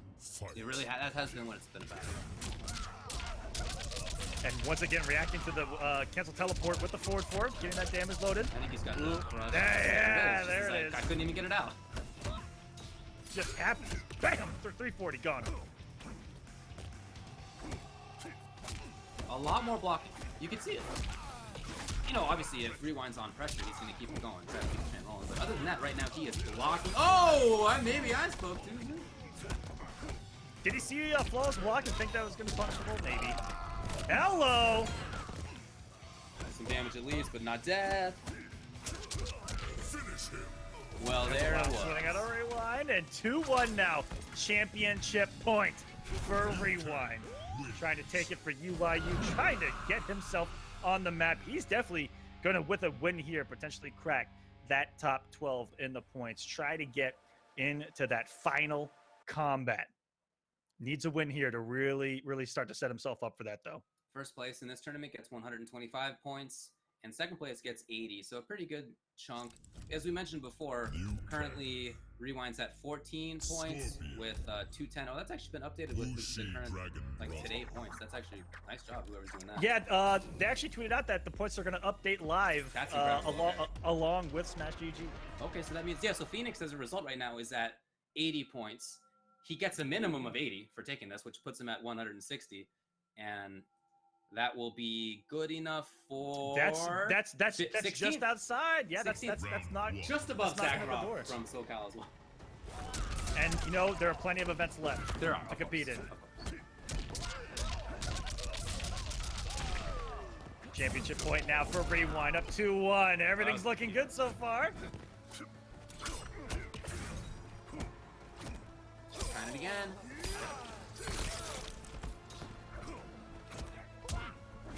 Ooh, what a deck. He's out of there, and yeah, it just takes. Okay, All this of a is sudden, the- Dragon King is going wild. A little wild here, a little taste of Phoenix's own medicine, perhaps. I don't know, man. If I'm gonna label one of these guys as being the online internet player, it's definitely Rewind. It's 100% Rewind right now. I mean, if I'm being honest with you, can I be honest with you, David? Please. This is where Rewind comes from. I know. Low-key. I know. And here he is, Two, championship fight. point. Starting off with a raw flying kick. Why not? There's a beautiful whip punish. Whip punish, absolutely genius. No fear whatsoever. Gets the crushing blow. No bar to continue this. Oh, this is all rewind right now. But that was still Oh, massive is he gonna damage. finish it On with the his own butt. He's flawless? gonna flawless the back. Right back at you, says Rewind. And he's going to take Online West. GG. Rewind ends up doing it. Fatality. And he looked great in that last game. There's no other way to put it. He He didn't was even- just awesome. Every was choice such a- seemingly was made. What was right? The random stuff was right. The dependable stuff was right. Everything was good. Such a reversal of what happened in the first stage of that grand final, where it was Phoenix that took it 3-1 with the exclamation point of flawless victory at the end. That's right. And then reversed by Rewind to do the same exact thing. That had to have felt good to do it right back to your opponent. But I cannot help but congratulate Phoenix on that run today. Really getting his name out there, getting himself some points, getting himself some money on the day. Congratulations. And to everyone that made top 8, congratulations. You all get points. You all get money, baby. It's Mortal Kombat. But today, your champion is Rewind. Congratulations. I think you're right to say congrats to Phoenix. He just played so well. He didn't end up taking the tournament today, but he made it through one set of Rewind. He made it through one set of DJT. He, not just that, but blew up DJT, honestly. He made it past 2 easy. He had a great tournament. And we mentioned in the winners finals, he looked nervous. He looked very nervous versus Phoenix. Versus Rewind. And it wasn't until the very last game when he went to Jax that Phoenix started looking a little bit stronger, right? A little bit more comfortable in what he was doing. And then it went over to his match versus DJT, blow up. First set in Grand Finals versus Rewind, blow up, 3-1. I think even though he ends up losing the tournament, that it's still a really big morale boost. It shows him that he can hang with some of those best players. 100%. This is such a good, I'd say such a good experience for him. And, good for us to see new names in these brackets, new characters, new everything, especially after a patch like that. It's so good to get a nice little refresh competitively. And for all of us that are involved in the competitive scene, to see new names, more characters.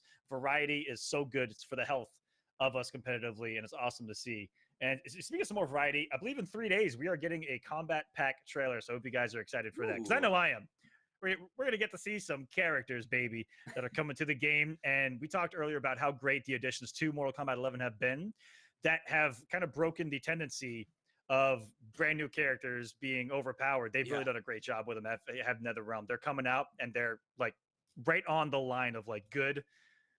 And there's really not much more you can say, right? They're good without being they're good. It's like it's an excellent spot for them to be. So Rewind ends up getting first. That's $400 for him. Phoenix gets second place, $200. DJT gets third with $150. Then you have Han Rashid, fourth, $100. Tied for fifth, Too Easy and Deoxys, both $50. And then Sosik Nashvan and DJT Homies, both $25. And as you said earlier, for playing Mortal Kombat 11 from home, which is definitely what all of them were going to be doing this weekend anyway. So why not make some money doing it? Get some of those points for the pro competition as well. That's right. Why not? It was really great to watch. Some of these matches, I'm thinking back to that Deoxys versus DJT match. That was one of my favorites I've seen in a long time. That I think was such an excellent, excellent of the demonstration entire of flawless blocking and how important it is. The entire pro competition, that was one of the best sets that I've seen as well. I agree. When it comes to the actual usage of, like you talked about flawless block, the tools that the game gives you that are on the harder end to execute, and you're seeing it on the regular from those guys, and it's going to, I think, be more and more utilized as we get further on in the competitive scene of Mortal Kombat 11. Sure. Now, next stop on the tour is going to be next weekend, ladies and gentlemen. Celtic Throwdown in Dublin, Ireland. 15 grand on the line. Ton of points. That is your next premier stop. And then the following weekend, it is such a quick turnaround. We are going to be at DreamHack Montreal for the next premiere. So those two coming really quick. And then the weekend after that, online EU again. And yeah, guys, the pro competition is heating up. It's definitely hot. It's definitely hot. Well, it certainly is. All right. Is that all we got for today?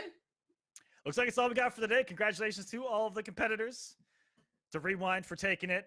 So good to see him back in that top form and see what he has to bring to the table to try to make that final combat to, again, turn things around, because he didn't have the start that we even thought that we might see out of him coming into Mortal Kombat 11, how we kind of ended Injustice 2 on top. It's good to see him getting back into that form here. Picking some pretty good characters, looking good.